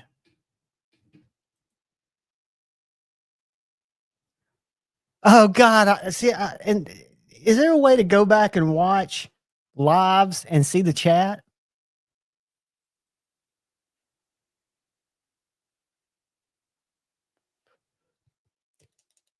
I would go back and watch that.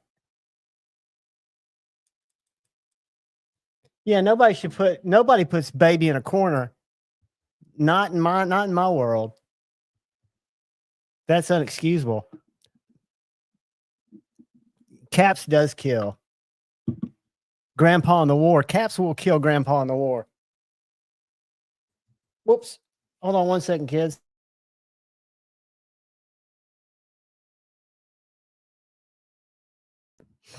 I had to blow my nose. That was brutal. God, Shane, I would have gone if I'd have known you'd been. If I'd have known you'd have been in, you're gonna have to text me when you go into chat in there.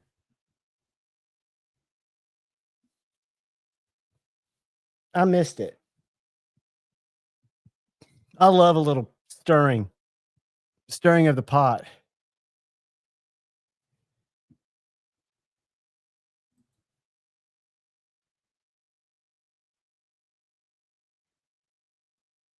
Derek's was saying hi to you, Edgy. And Edgy, what's weird is you and I know Ian. I mean, that's the whole thing. I'm surprised that I never see Ian except over there. Yeah, because tonight was I saw in the thumbnail that there was something with TS Prof. You can't see chat so much. Oh yeah. So if you get put in timeout, it takes away your chat. What were you just ribbing him on? No, there's so much you could rib him on, guys. I'm gonna do, and I've probably started it and stopped it no less than 10 times. I've got a members video that I want to do weekly, just kind of my train of thought, expansion of consciousness, things that fucking drive me crazy. But I can't get it to come out and not sounding like I'm just being a fucking bitch. And so, I think that's all I always say. Yeah, I can't really say it. Yeah, they're definitely, and I think everybody should have supporters. I think everybody should have the posse. I just don't think they should be weaponized against other people or other opinions. I think everybody's opinion is welcome. People can come in here and say anything. They can kid me about my chickadee. They can kid me about being a shill.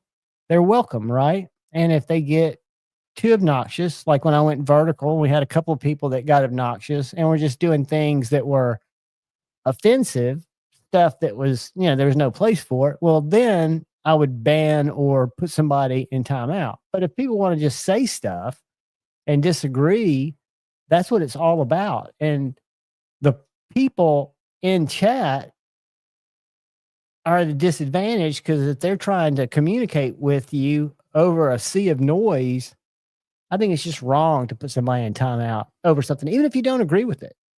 If you don't agree with them, be glad that they're in your chat and be open to criticism or other opinions or whatever the case may be, or getting ribbed, because chances are you fucking deserve it. Did I say that or did I just think it? Ed, verticals do invite the gremlins in. See, I like to feed them in lives. I don't like to fuck with it in comments. I don't rarely go into the comments. This is one of my phobia things. But in lives, I don't mind them coming in. What's weird about vertical is somehow, Stevie, can you read them? I love the gremlins too. Can you? I just every time I've tried to do it, the chat cord people just hate it. I tried it a couple times and it gets like 24 views, I think, or 24,000 views. The vertical live stream that I did is probably one of my most viewed videos, I guess, because it just gets seen in the shorts or whatever. But I always felt like people from the user experience, it sucked. Now, when Shane's doing it from the shop, it doesn't seem as bad, but it seems like if you're doing it desktop, i.e. from somewhere like here, Paul doesn't mind vertical lives. That's good to know. I used to, the few times I did them, live from the Honey Bucket. How do I always miss y'all's lives, Stevie? I know how I miss said faction because I'll get something to eat and I pass out on the fucking couch. I'll be in there creeping and then I fall asleep. Yeah, as long as, we're all in it. It's a hike, right? I look at it as a hike. We're all on this life hike, knife hike, whatever you want to call it. And we're all going to like different stuff, right? Yeah, don't hate the player, hate the game.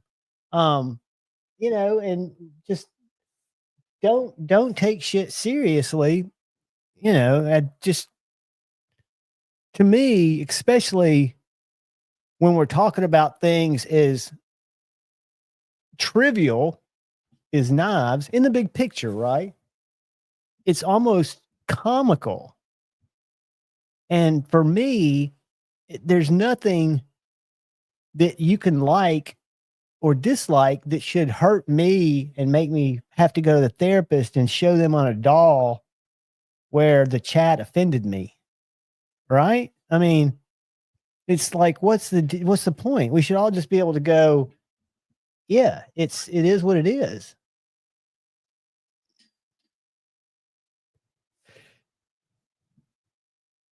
Yeah, I've been in chats where people do the verticals. They'll throw in racial slurs and shit like that. What is it with people? I know people are trying to get, and a lot of it, I think when you do verticals, you pull a lot of younger people. Fed, thank you. I knew some people had told me they hated it. And maybe I take shit too. I know I do. What's up, Snow Trog? I'd let too much shit get to me. I shouldn't care.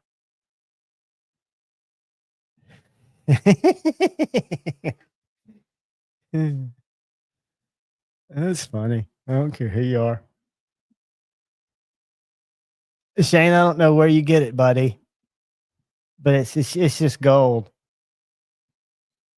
My favorite edgy American lives are when something, even if it's me and I'm the subject of it, but when something gets under Shane's skin and he just fucking goes off. He just lets it fly. I wish I could do more of that. Cheeto Stardust, what is up, brothers? Cheeto played guitar. Paul, it is great. Where I saw it in this place called the Dabbleverse, which is some of those weird drama channels I watch. But yeah, that's why that's bannable stuff to me, because I don't want that in my chat, and I don't want the type people behind that in my chat. I think free speech is great, but hate speech doesn't mean I have to agree with it or tolerate it. Good morning, Messer HQ. Top of the morning to you, brother. I love it. Y'all go at each other. Now, y'all can go at each other because y'all are doing it with love. But when I say hate speech, I mean things that are just, no, you're right, Kyle. There's hateful things that I won't tolerate. I'm not big into labeling offensive speech from a penalty way, when I talk about hate speech, I talk about hateful shit that is unredeemable in my mind. Not that it doesn't have a right to be said. I just have a right to ban or flush people if they say certain things. Because to me, it's showing me a hateful side of something that I don't want to participate in. But I also love gangster rap. And if you go to any of my Instagram stories or any of my Instagram posts, you will hear N-bombs dropped, not by me, as an art form. And I'm just into rap. What is it, Tip? No, that's not going to happen.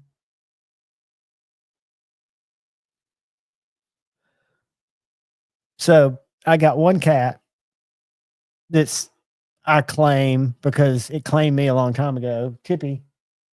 And then this big ass Garfield looking cat. And the only reason I know its name's Cheeto, which looks like a Cheeto, and it's got that on its collar. Tippy's talking to Cheeto through the door and looking at me like I'm going to let Cheeto, like Tippy, out to go roam with Cheeto, the cat, at night. And that's not going to happen. Tippy. No, ma'am. Hold on, kids.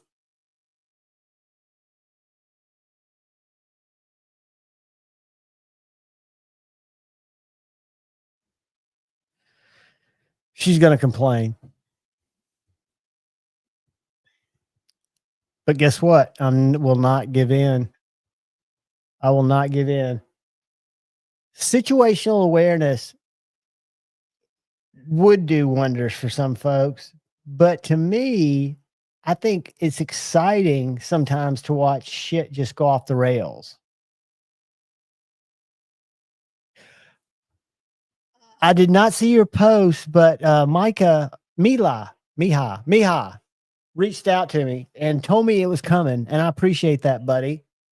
I appreciate that. I'm actually I bought the Zero and the Cypher within 2 weeks of each other, just because I like this knife so much. I was going to buy the Cypher D, the drop point version, and Miha talked me into trying this instead, which is probably the thinnest, sweetest cutting little gentleman's folder. Just a little banger knife, minimalist. Just got the one button.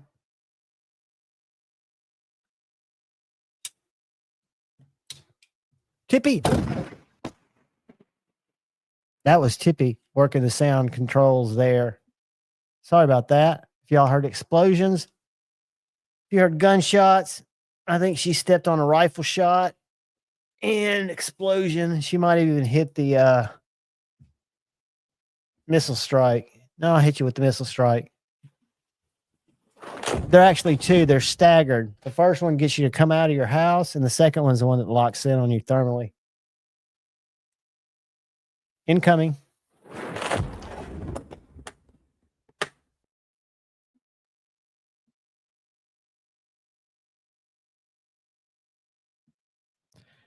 I know. As a matter of fact, my trauma bonding experience that I've talked about somewhat in some ways. I got a text just the other day. Derek, thank you, dude.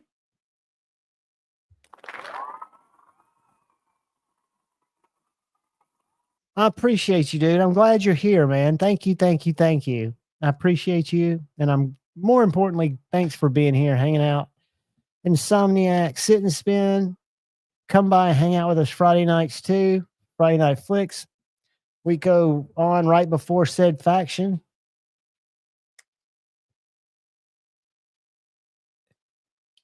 I agree, Edgy. People weaponize their disgust. When I say weaponize it, I'm not going to get into political speech because that will lead into what I try not to talk about here everybody's welcome to is football, religion, and politics. But y'all can talk about it. I have got to real quickly pee. I'm going to put some music on for you. I'm going to go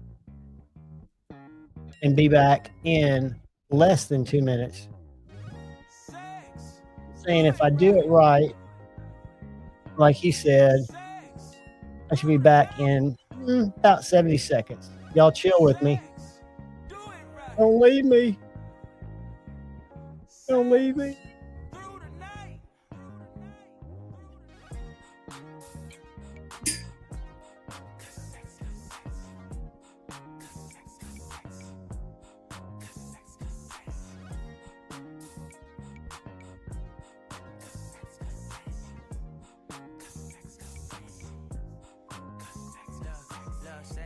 Only thing that matter nowadays. If you're looking for some women, there's a platter nowadays. Everybody BBL as a starter nowadays, but it isn't God made. That don't matter these days.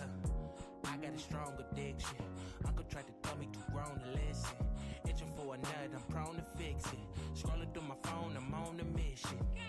Sex, do it right. Sex, through the night.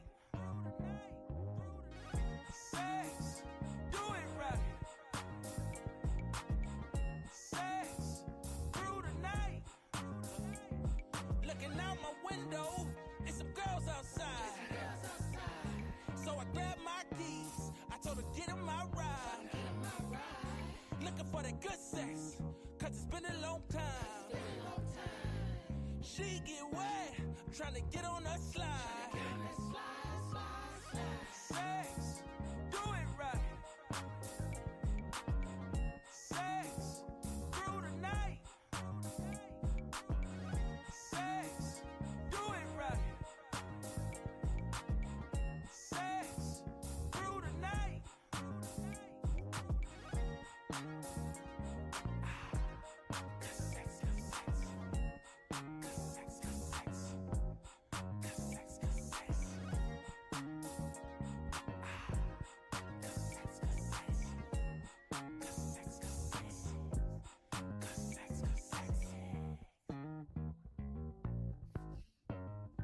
All right. Sorry about that, guys. Let me kill that. Boom. Hippie just fucked something up. I don't know what that was, but it was a crash. Did y'all hear it? Something got crashed. I think she landed on the skateboard.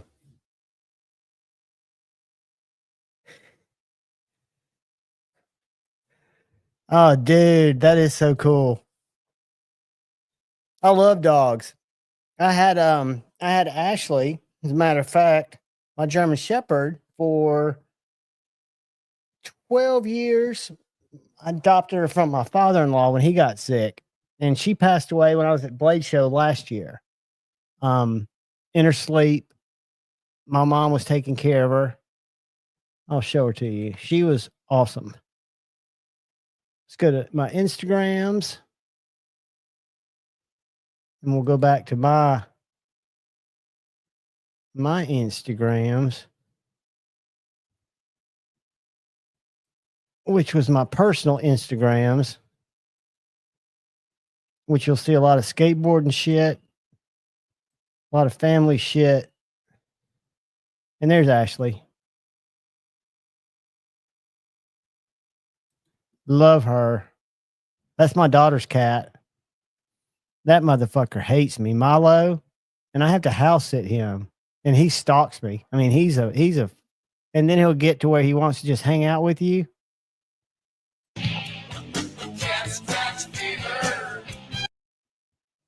And he'll go nuts. And Tippy hates that motherfucker.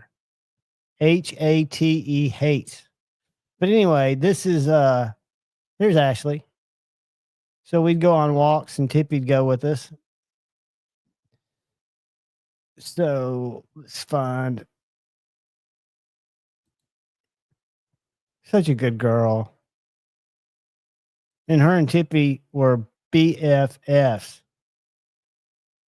I mean, and that's Luna. That's A to Z EDC's dog. Rest in peace. She was an awesome girl. That's me skateboarding. Early knife days. Me and Ashley on a walk. Me and Ashley on a walk.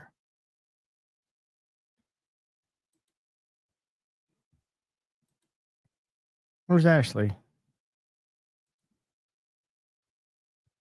So these are all knives that have been given away, most of them.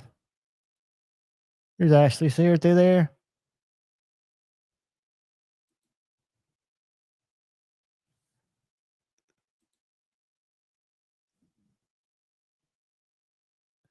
Yeah, that was there were more animals here before.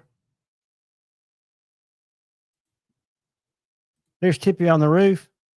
Tippy on the roof. Tippy on the roof.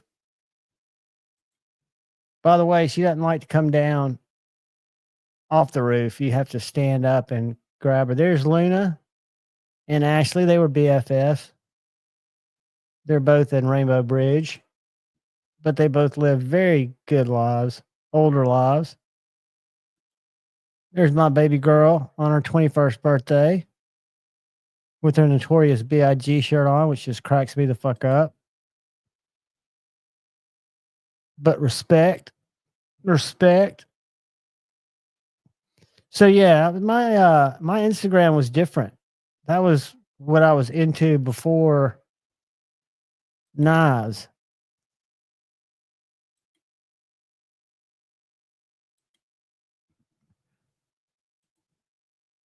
So y'all go follow JWE 1999 and you can see my old shit.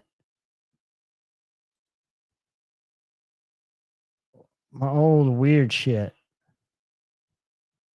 Mostly skateboarding shit when you get down to it. Because these are all my distance skateboarding things. There's a little 3-mile route I had at night I took. And you can see this one's a 6 mile, I think. No, it's 3 miles too. That's a cool little app. That's Ashley and Tippy chilling. So yeah, I miss that girl. She's a good girl. Mark Parks. What is up? Who else did I miss? Dude, she is absolutely a savage. She was getting eyed up by a hawk though the other day. And I think I showed y'all that hawk. That thing is freaking huge. And I pulled up on it, rolled up on it, y'all would say, kind of gangster style, and parked, got out, and that hawk just stood there. Let me find that bitch. And I guarantee you it would have come up to my hip, which isn't saying a lot because I'm kind of short. But let me see if I can find that big hawk. Find a picture of it.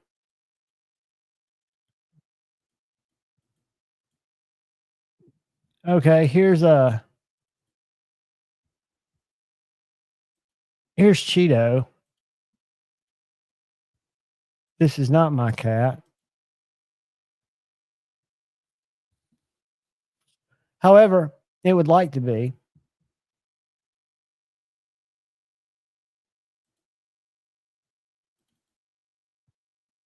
He's a pretty cat. She's a pretty cat. I should say she.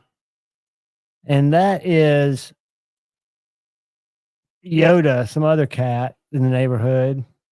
Tippy hates that cat. And then let's see. That's what was happening tonight. And that's what usually I'm met with. Where Cheeto will just sit there and tap the door and just wait patiently to fuck with me for food, treats. Yo, she's got some awesome boots, dude. And she walks with such swagger. Yeah, let me tell you something, Edgy. That Yoda, that cat that I was just showing, the gray one, I pulled up and Tippy was laying under the car and Yoda was laying about 5 feet away. So I got the feeling that they were friends. And when Cheeto was walking down the road, so those pictures were all taken in sequence. So that was the first picture. That was Tippy. And then that was Yoda. And then what's his name? Cheeto was coming down the street. Well, later that day, Yoda came up on the porch because I've got cat food out there for Cheeto. And so Tippy was meowing at the door. And I thought, well, that's her friend, right? So I opened the door and Yoda's a big cat. Tippy's not a big cat. And I mean, Tippy chases that cat and that jumps on it like, I mean, not, I'm going to talk shit to you to see if you back down. I mean, jumped on it like a fucking mountain lion jumping on a wild boar. And they got all tussly in the street and Yoda hadn't come back. Tippy ran him the F off. I think when it got on the porch, that's when she gets real territorial. And Cheeto terrorizes Tippy. Tippy has not bowed up to Cheeto yet. Actually, kind of the opposite. I think Tippy's had her ass handed to her by Cheeto before.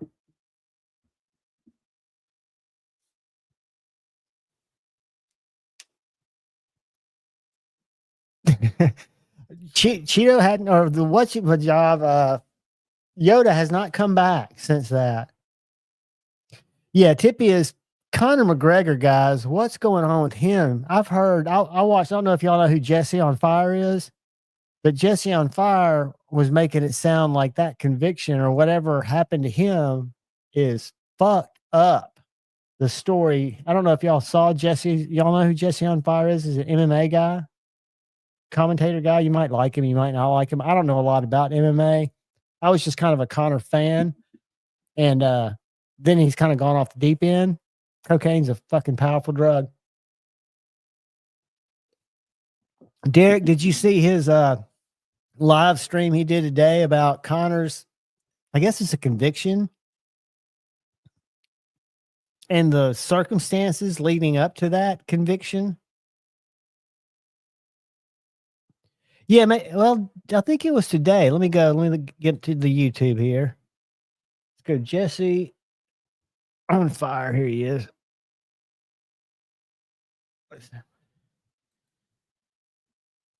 I'm going to share this link. It's this right here. This is what the perfect gift for a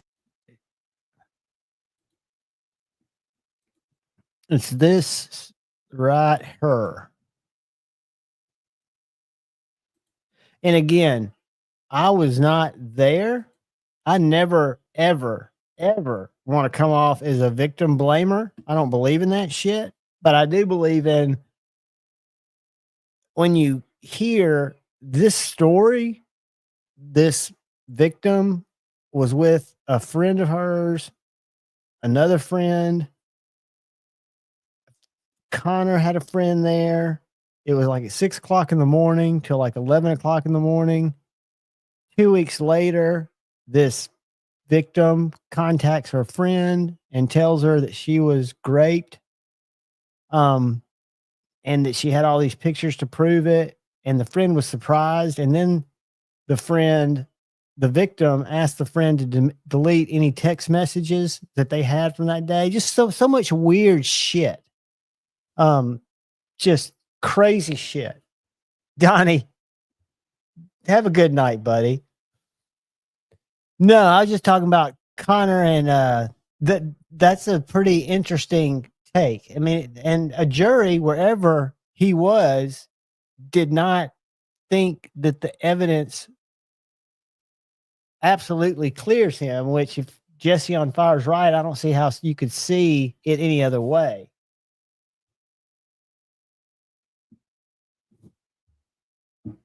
Crazy shit.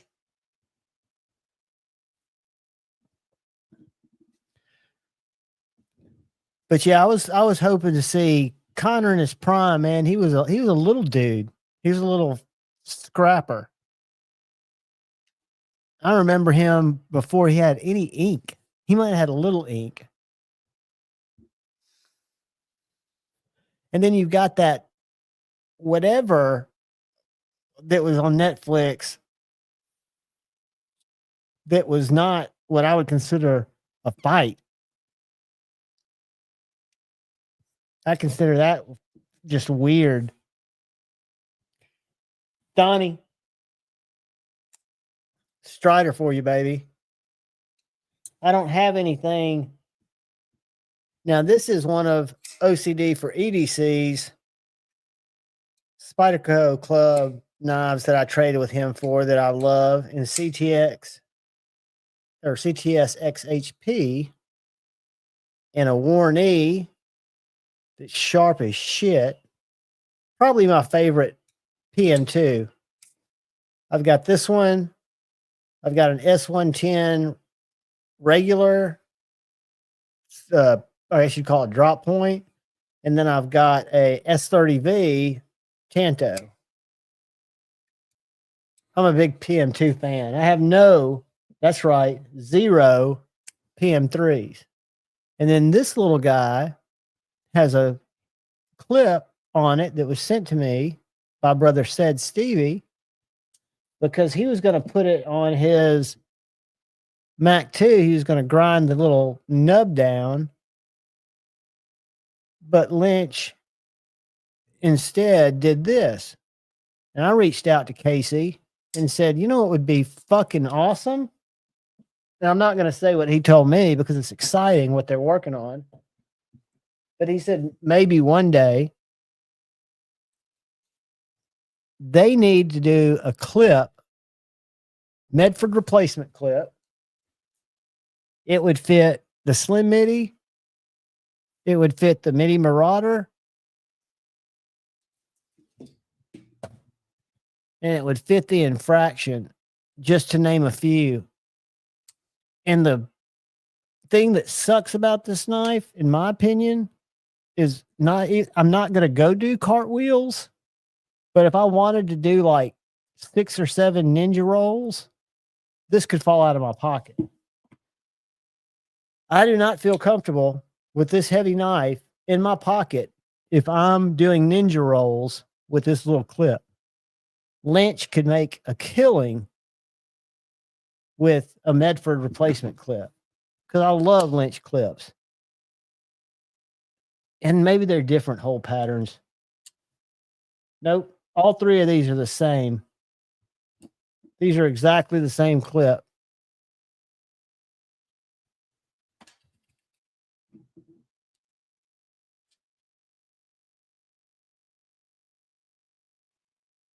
Now this one's got a little swoop to it, but I think the bolt pattern is the same. Maybe not. Maybe you'd have to do a different to follow that line. I love the Infraction. Probably my favorite Medford is the Infraction. It's a beefy ass knife, but I love the shape of it. It's got a regular flipper, which doesn't flip real well. It's got a front flipper that doesn't front flip, and it's got a flipping hole.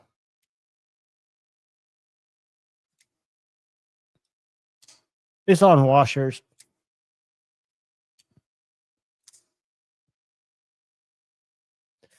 Probably my favorite Medford.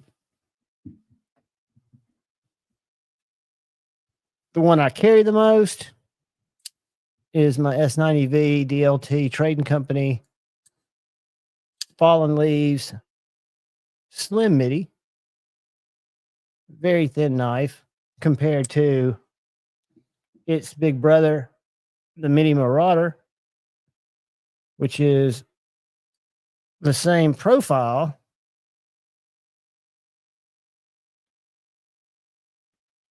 but much thinner. That's Tonto S35, and that is Drop Point S90V. For some reason, the Slim MIDI is on bearings. the Mini Marauder, and the Infraction washers.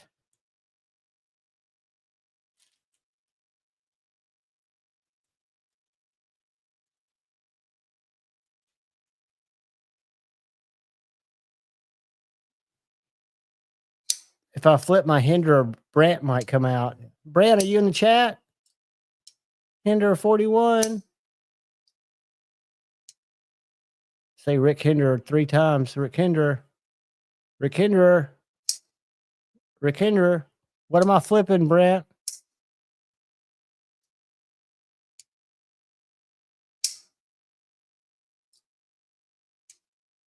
Well, I should have sent this to Satu.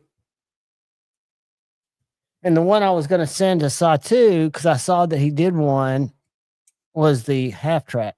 Bang. He did a hollow grind on one of these little warnies that was sick.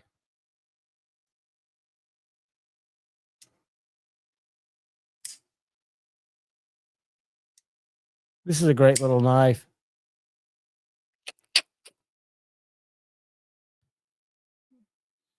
And I know it could be harder. This is MagnaCut, so I'm sure its HRC is low. I don't know what it is. But it's a stabby, pokey little bitch.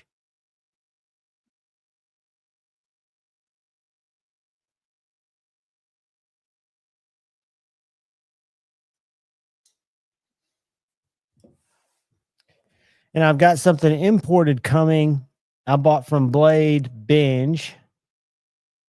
And then I bought a little fixie from Italy. And it's going to work out really cool because Justin's sending me both models. And I get to determine which one I'm going to send back. Because one of them looks really funky. The Mirror 1 looks funky. I'm thinking the Mirror 2's for me. I'll show y'all what I'm talking about if y'all weren't here earlier. Let me go to White Mountain Knives. And let me go to Mirror 2. Let me just go Mirror. Let me share the screen. StreamYard. StreamYard is going to be Streamlabs, I have a feeling. All right. So this is the Mirror 2. This is the one I would probably buy because it looks more normal. So y'all get your mental eye on that. Right? That's the Mirror 2. So you're thinking the Mirror 1's probably a sheep's foot. The Mirror 1's probably, let's see what the Mirror 1 looks like. Now this fucks with my head.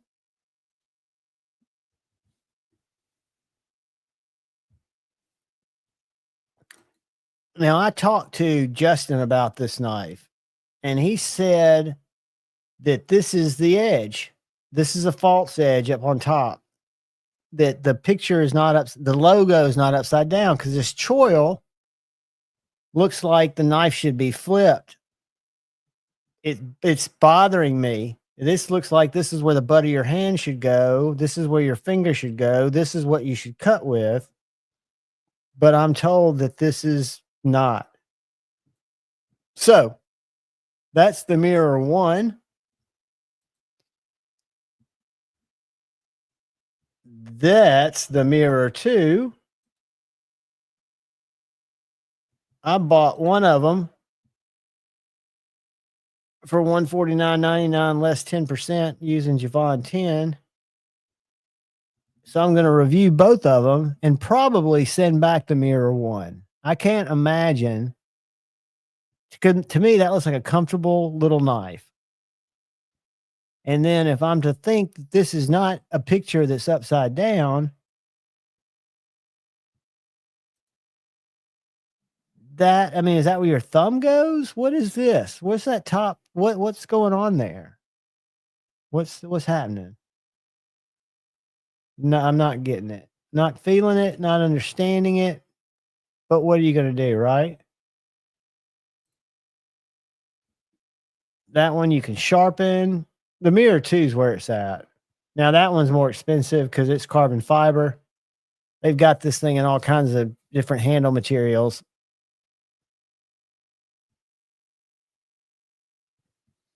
But yeah, what do y'all think about that? Is that weird or what? Legion Knives Steel, Legion Steel Knives, what's up? Yeah, Bushcraft. I like little fixies, so I think the Mirror 2 is going to be the one that it's going to be weird, Paul FTW. Like I say, I'm gonna unbox them both, and I'm going to review them together, and then I'm going to send one back. And I think it's cool that White Mountain Knives has let me look at both of them and look at the differences, because I don't think the website does it justice. Because to me, it looks like, well, okay, this knife has got a more Scandi type edge, and for some fucking reason, they're taking the pictures upside down and they put the logo on the blade upside down. That looks what it looks like to me. That's not the case, though. So I can't figure what would be the functional design purpose of having it so much different, right? I don't know, because I'm an idiot, right? I know very little.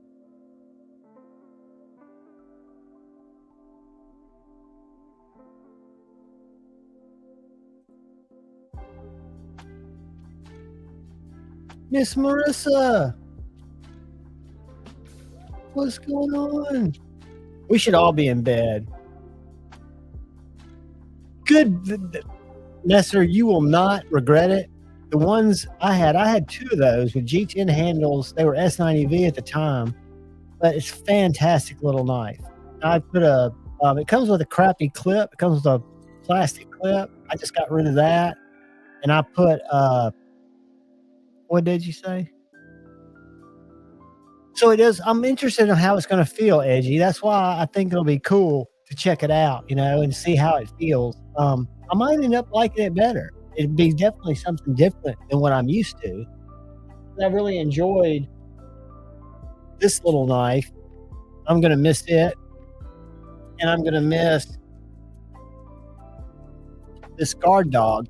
These are blades that I wouldn't normally have even considered.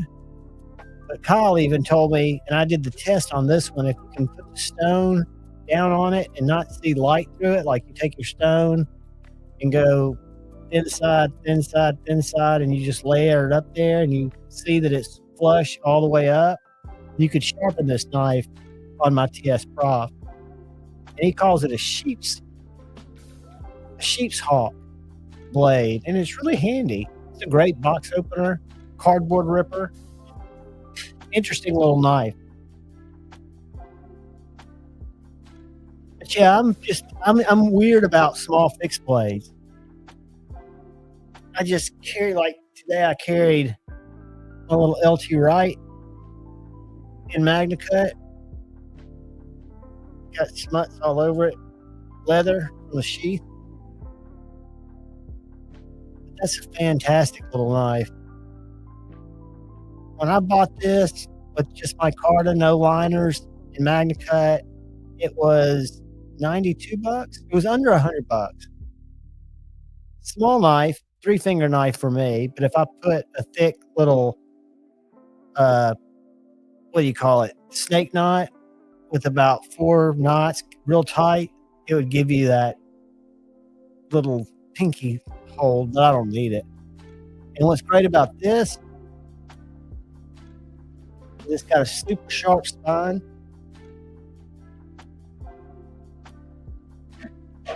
I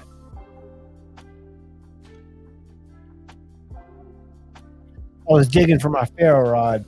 I'm going to make sparks. Then I'll fly a drone. We'll do some crazy shit before we end here. So, ferro rod. Let me get it out of here. I'm going to get the small one.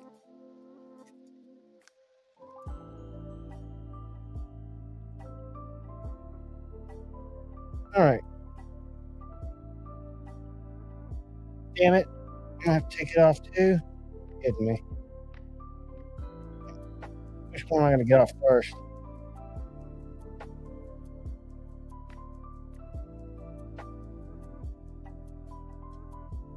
If I pull the whole thing off, I'll catch my bag on fire. I know it, because this spark is very sparky.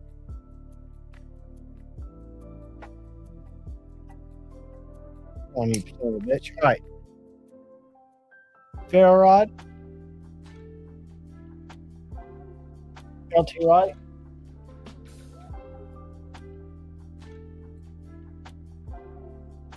Y'all see that?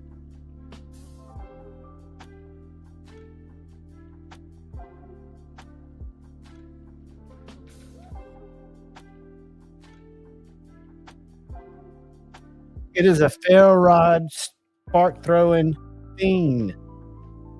That's right. So I absolutely recommend this knife to anybody looking for a small, hard use, little fire starter, little hiking knife, little backup camping knife. It's a winner. And I'm even wearing it in this little leather dangly sheath.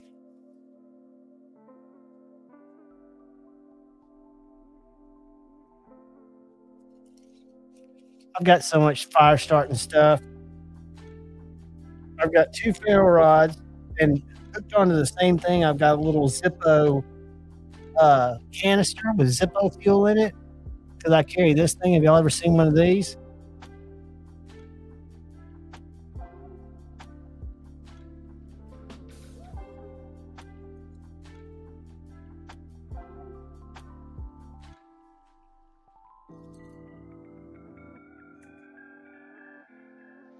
Little Zippo lighter. It's got a gasket, so the lighter fluid doesn't evaporate out of it. And then I'm so badass that if you ever hiking with me and get bit by a snake, I carry a scalpel, titanium scalpel. I've got a bunch of different blades in my bag, different scalpel type blades. I've got to be careful not to jam it in my palm, because I've opened this before and the tip of the freaking scalpel's gone into my palm. So I'm very careful to choke out on that bitch. This is an Amazon buy. This was probably $50. Like $50. That's titanium. Frame lock.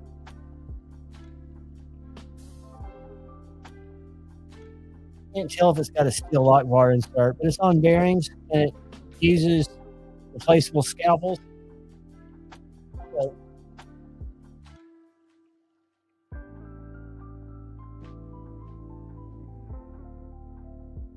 right, I'm not going to cut myself. Either pull this one way or the other, and then you can pop that off.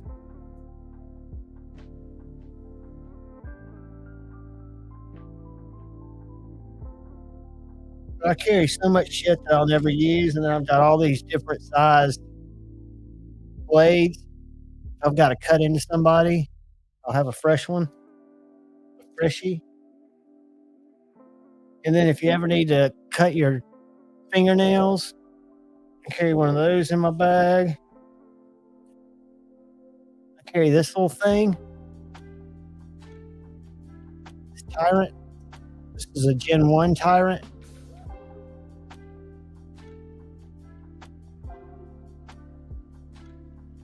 My first little flipper titanium razor knife.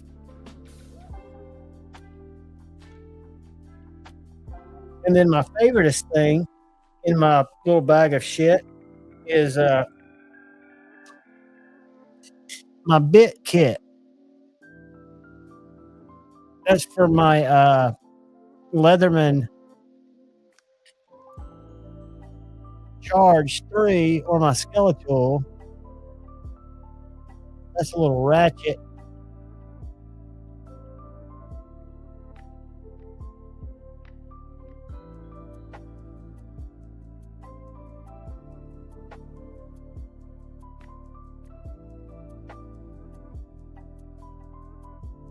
That was weird. My cameras went away. So that's the little ratchet deal. And then I've got my bit kits.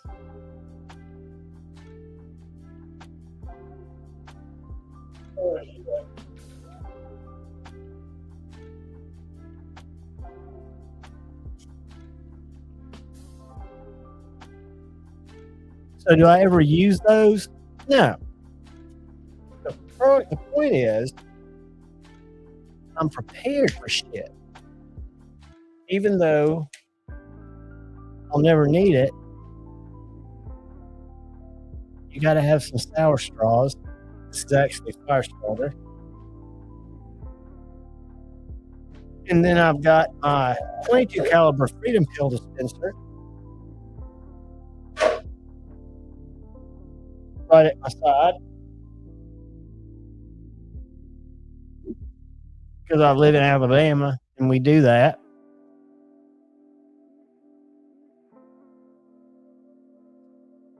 Man, I hate that I missed Tri-State tonight. To see the shenanigans in there. I can't believe anybody put you in a corner though, Shane.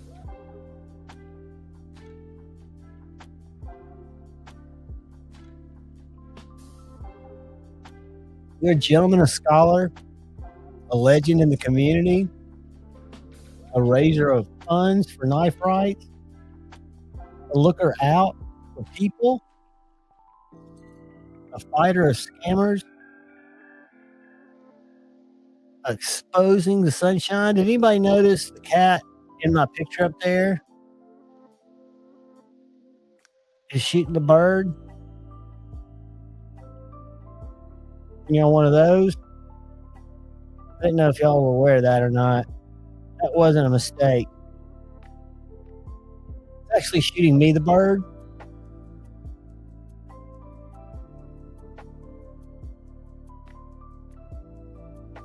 What else cool can we talk about? Concept sent me this to check out. Whoa. I just hit a light. The spin rear is an interesting knife. Sparrow Designs. This one's purple micarta. Rest in peace print. Little titanium and Damascus. And a real pokey, stabby point. Pretty ergonomical knife. I've been impressed with this. This is a knife that is old, not new. I mean, this is a new variation of it, but it's a knife that I never really got into until now. I've kind of gotten to carry it. It's really a good feeling knife. Very spicy, very comfortable. And I'm really stoked for the one that I bought on Blade HQ. Not Blade HQ, Blade Binge. I'm hoping I'm not going to be disappointed. Because I know I've handled the knife that is designed by the same people, but OEM by a different company. Or I should say that this way, put out by a different company. Let me go to let's go to Blade Binge. Let me look at my account, see where that motherfucker is. Log in. Sign in. Purchases. Order confirmation. I'm not rating that seller yet. In transit with carrier.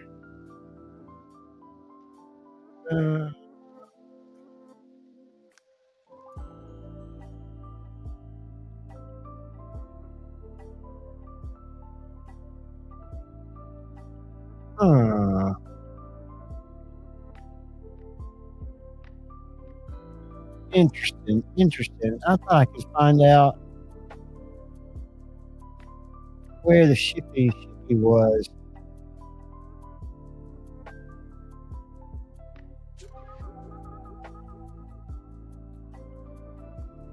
Friday. Yeah, I'm guessing I'll probably be here Friday. So look for an unboxing on Friday. This knife that's looked pretty cool to me. Cool enough that I bought it.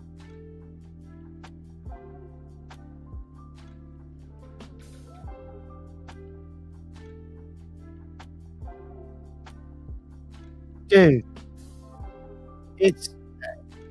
I would love the compadre. I mean, I'm telling you, compadre, which for me is a big knife, if you got girly hands like me, I'm sure the compadre is the shit because the padre has the best action. This knife has better action than this knife.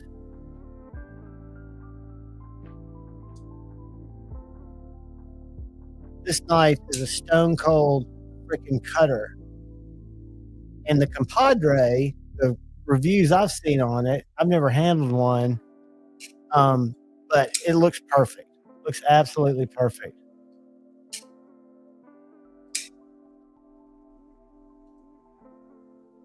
But it is a Kunwu. But I'm an old school Kunwu guy. I wish this knife had detent. I'm not a fan of their access lock style shit. But this is still one of the best knives. This original Kunwu Tao X. Back when I was a flipper guy, a flipper boy, I wasn't a middle finger flicker yet. I'm a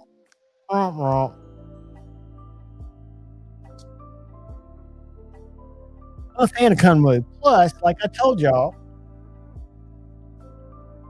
he is dating Countess Anne. Maybe engaged to her. Mad props. Did you see that double clutch? That's telling me that this knife needs to be taken apart, cleaned out, or just loved on.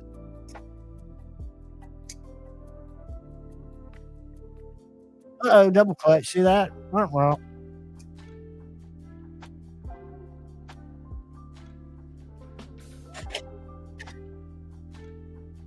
The other knife I've got that's a big double clutcher is my Jurassic. It went past.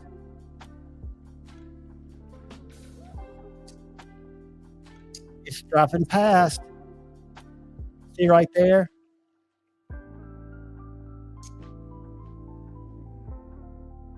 I don't know why the Jurassic's so late.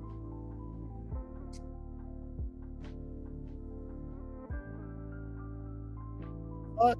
Oh.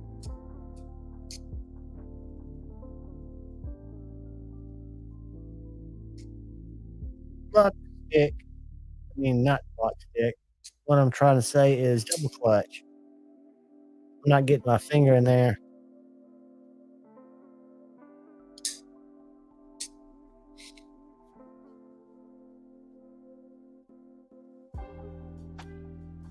A rare hinderer, but my least favorite hinderer. Any of you knife traders, I've got a hinderer Jurassic with an extra tie scale.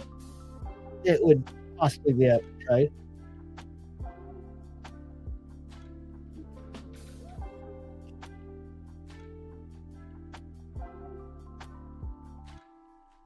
What am I missing? Are y'all hating on Posty? Not a fan of country music, but I do like some of his other shit.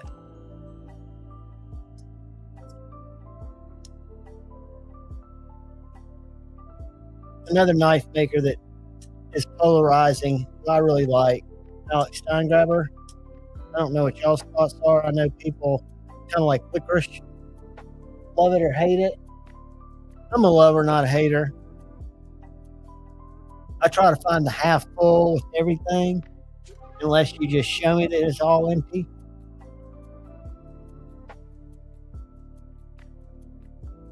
or that you're happy. These goddamn things are delicious.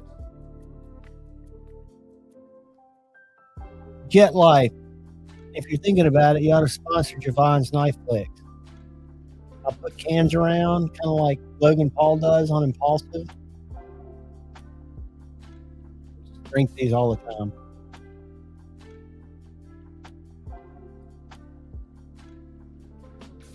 Fucking delicious.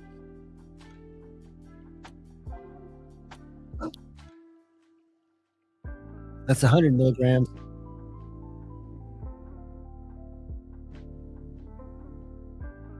What's everybody got going on for the week? So I carried, again, the Zero Mr. Designs. I carried the LT Wright, and I carried my Viper knives. I've been into my Italian knives lately. My Hue. Or was it a Hug or a Hue? What's it called? I'm not sure what it's called, but it's a modern slip joint that I really like. I've got two Vipers, Italian slip joints, that are both very, very good. And cost-wise, they comparatively are not a bad value. What did everybody carry? Throw your carries up there. Talk about your knives. Teach me about a knife I don't know nothing about. Like Lee did when he sent me killer fixed blades that I'd never seen before. Taught me about a knife company that I didn't know anything about. Shane, are you familiar with very good knife company? Donnie, I think we looked at them when you were here, when we were together Friday night.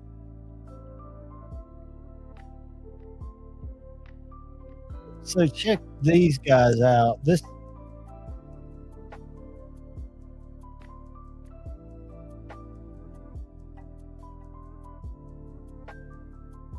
I've reviewed this one, which is a flat grind.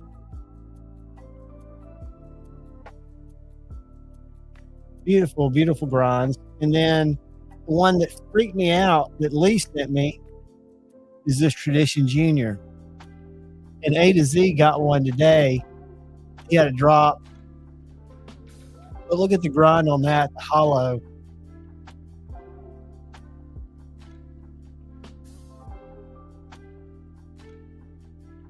And if you look at his knives, he does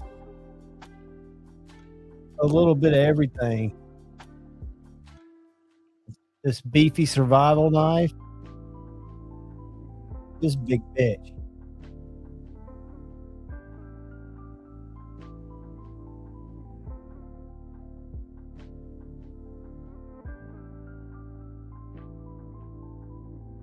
I've been impressed with knives that I've seen that he's done. Look at this. This Falcon.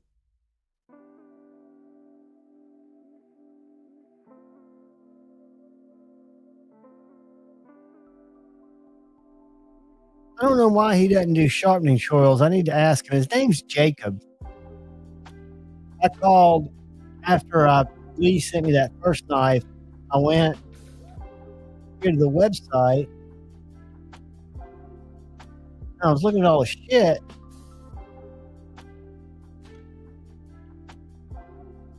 I mean, he's got some killer.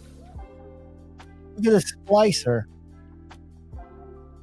I don't know what that knife's for. Put a little hollow grind with the handle. So I went to About and I read about it.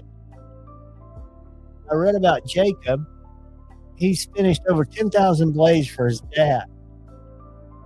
And so this company started in 2022, right?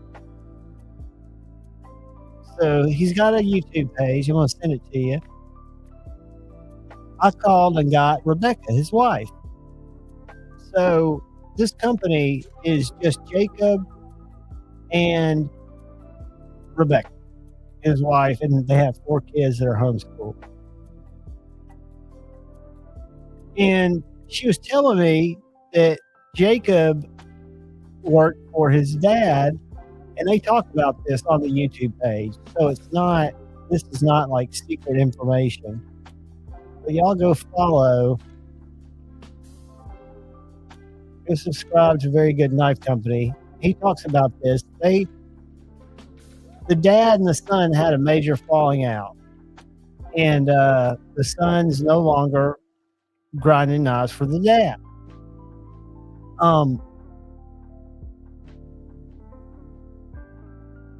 The dad made what Rebecca called art knives. I was like, art knives? He's like, yeah. I was like, well, where do you sell these knives? And she was like, well, they have a shop in Aspen that sold them, a shop in Tahoe, and she listed off cities. I was like, do you mind me asking, I mean, how much are these knives? And she was like, these are 5-figure knives. So, a lot of jewels on the handles, a lot of really frou-frou, expensive knives that Jacob grinded for his dad for years, and started Very Good Knife Company because he wanted to make nice knives that were affordable. He makes them an 80 CRV2 or what's the other scale? Is it Nitro V or is it? Hold on. Let me see. I think it's Nitro V. Yeah, either 80 CRV2 or Nitro V. And just wanted to make a more affordable knife. And I'll tell you, the two, which is the Hawk and the Tradition Junior that I checked out, are amazing knives. I give Very Good Knife Company mad props. Did you see the lineman knife? I assume these are special purpose knives that I'm just not aware of. Because I know this is like a bushcraft knife, but like the roughneck,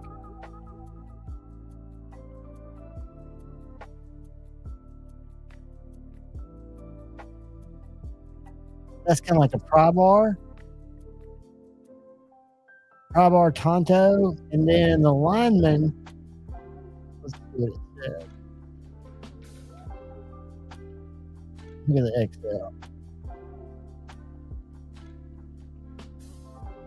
Lineman, larger version of lineman, purpose built for wire stripping, comprised of backwards facing curve and largely oversized handle, perfect to use insulating gloves. I mean, this kid, Jacob, has got his shit going on. I'm telling you, the knives are impressive. Let's go to the regular line. Yeah. Jack of all trades, master of none. No specific job title is here to do whatever you need.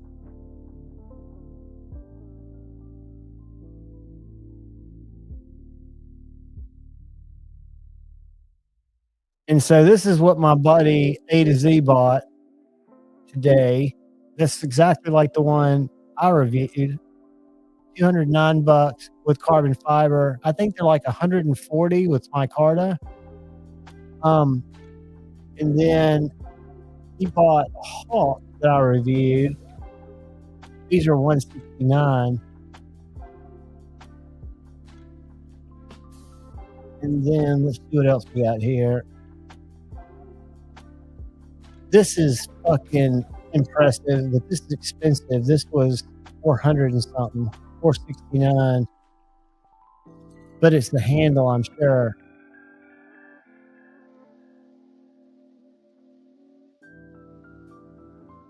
That Jungle Wear carbon fiber micarta and that micarta line there. Nitro V. And then he had this little Mustang that sold for $145. It is 7, almost 8 inches. But just doing nice stuff. I'm a fan. And I'm not sharing the fucking screen. God damn it. I hate when I talk and just aren't sharing shit. Ah! It's so frustrating. All right, I'm going to show you all the one that was really expensive. Hold on. The Signature Series 5.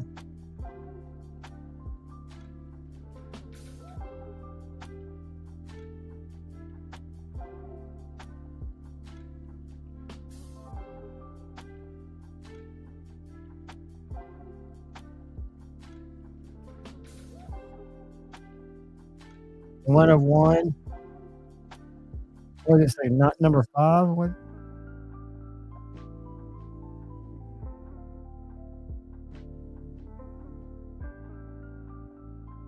One of one. But if it's one of one, why was there number 5 on it?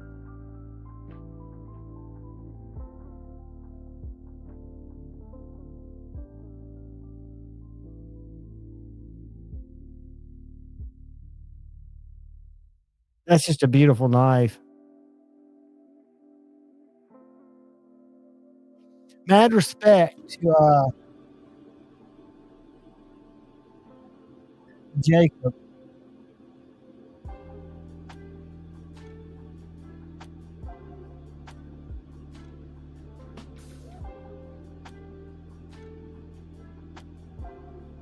Whereas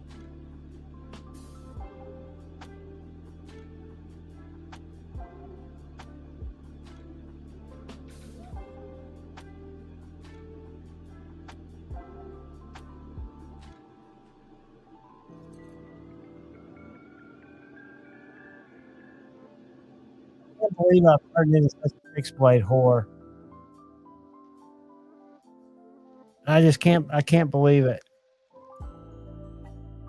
Uh-oh, what am I missing? Toyota and Tools. What am I missing in the chat? Y'all love each other. Debate, not hate.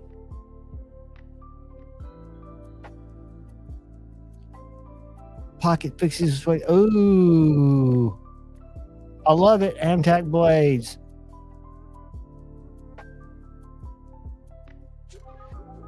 I've never heard of them. I'm on their website now, so let's check it out.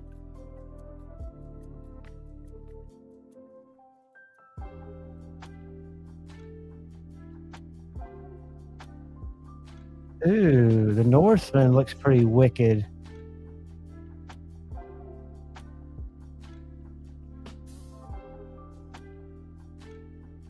I like that. I don't know, that's probably. I wonder if they do this without. Or, yeah.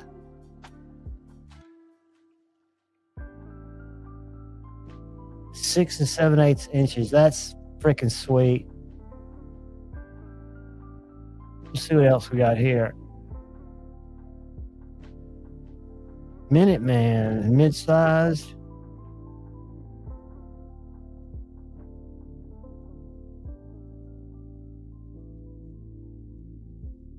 Yeah, those are pokey stabby. I bet you he's a badass. Bill? Mad respect. Very, very cool. Very, very cool. Kind of gives me Strider vibes.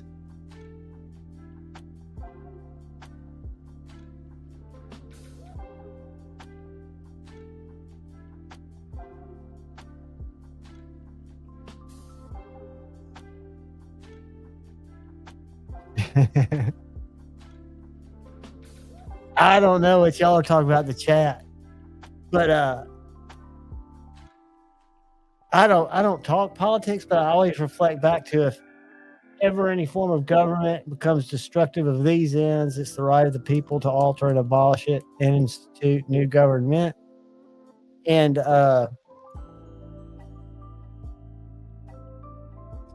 yeah, being armed is better than the alternative, in my opinion. In my opinion. In my opinion means nothing. I'm a dweeb. An old dweeb. I know you are, Edgy.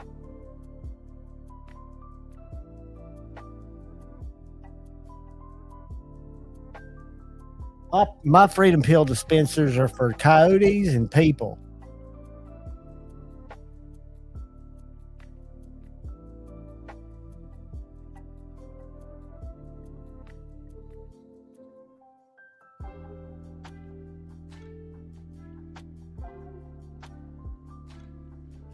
I've got to get back to where I'm getting a paycheck. That's my goal for December.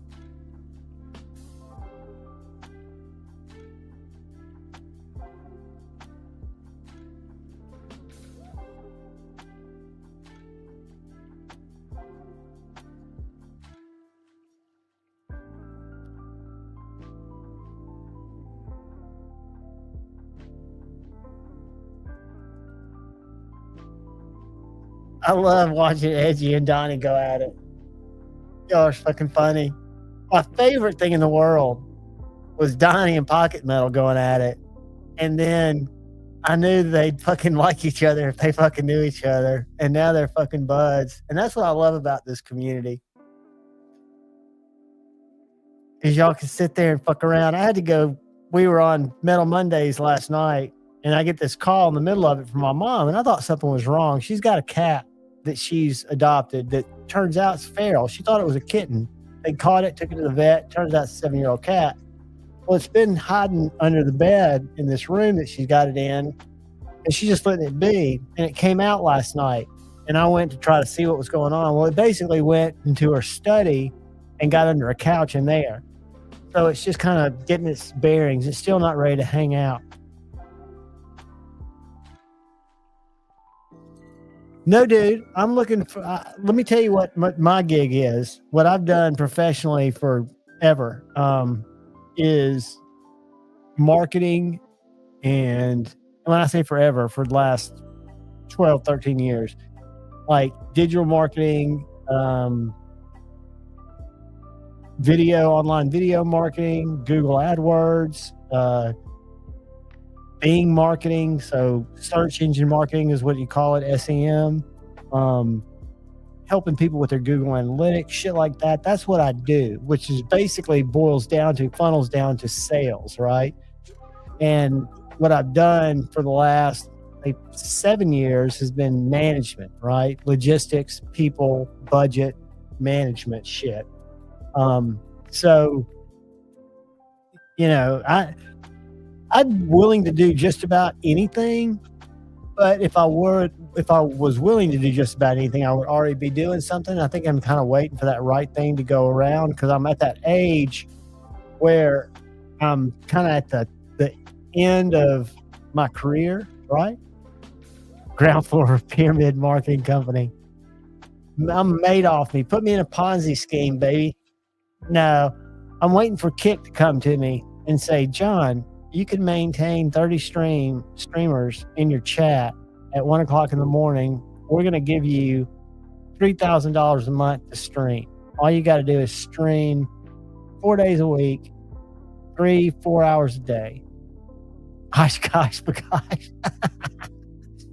I should do. That's funny. Liberal Antifa pussies. We all are. We all are. We are what we eat.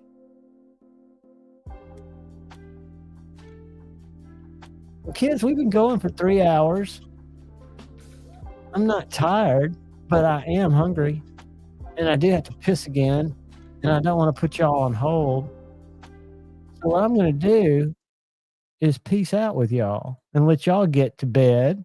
Let y'all get to do what you're going to do. And you can know that Javon's going to be up. He stays up all hours of the night because he just is now flipped. We should all go to sleep, bless knives, Donnie. Unfortunately, I don't sleep at night. I'm going to record a couple of videos, do a couple of bearing swaps. Legion Steel Knives, thanks for hanging out, dude. Thanks for all y'all hanging out. I mean, again, it humbles me and I enjoy hanging out with y'all. I wish I could read the chat and hear y'all ribbit each other, watching y'all rib each other. What we'll do is we'll maybe have a hot spot where I drop a link in like at midnight, and whoever wants to join the stream, I think I can have up to 10 people, right? So maybe we just get 10 people on and we all meet each other and then get 10 more people and we just keep dropping the link and do shit like that. Who knows? I'm looking for new ways to engage with you guys and do appreciate you, each and every one of you. Love you all. Do me a favor, as I always ask, plead, and beg of you, look out for the guy or gal to your left. Look out for the guy or gal to your right. Look out for each other. And always, if possible, only if possible, choose debate, not hate. Peace.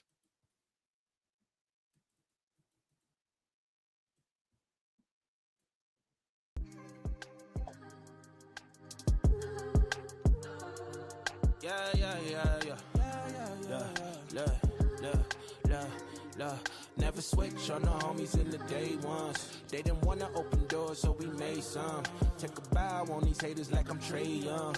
That direct deposit hitting like a bass drum. Incoming, coming, coming, coming. Keep it incoming, coming, coming, coming. Keep it incoming. Never switch on the niggas that I came up with. No new friends with the same old clique. Couple old homies went and stabbed me in the back, but it's no love lost. I'll probably bless them with some stacks. That direct deposit lovely. Went from shaking Kool-Aid packets to popping bubbly. Went from asking women for hugs and now they hugging me. Ain't life lovely? Do it so good, make a hater wanna fuck with me. Never switch on the homies in the day ones. They didn't wanna open doors, so we made some. Take a bow on these haters like I'm Trey Young. That direct deposit hitting like a bass drum. Incoming, coming, coming, coming. Keep it incoming, coming, coming.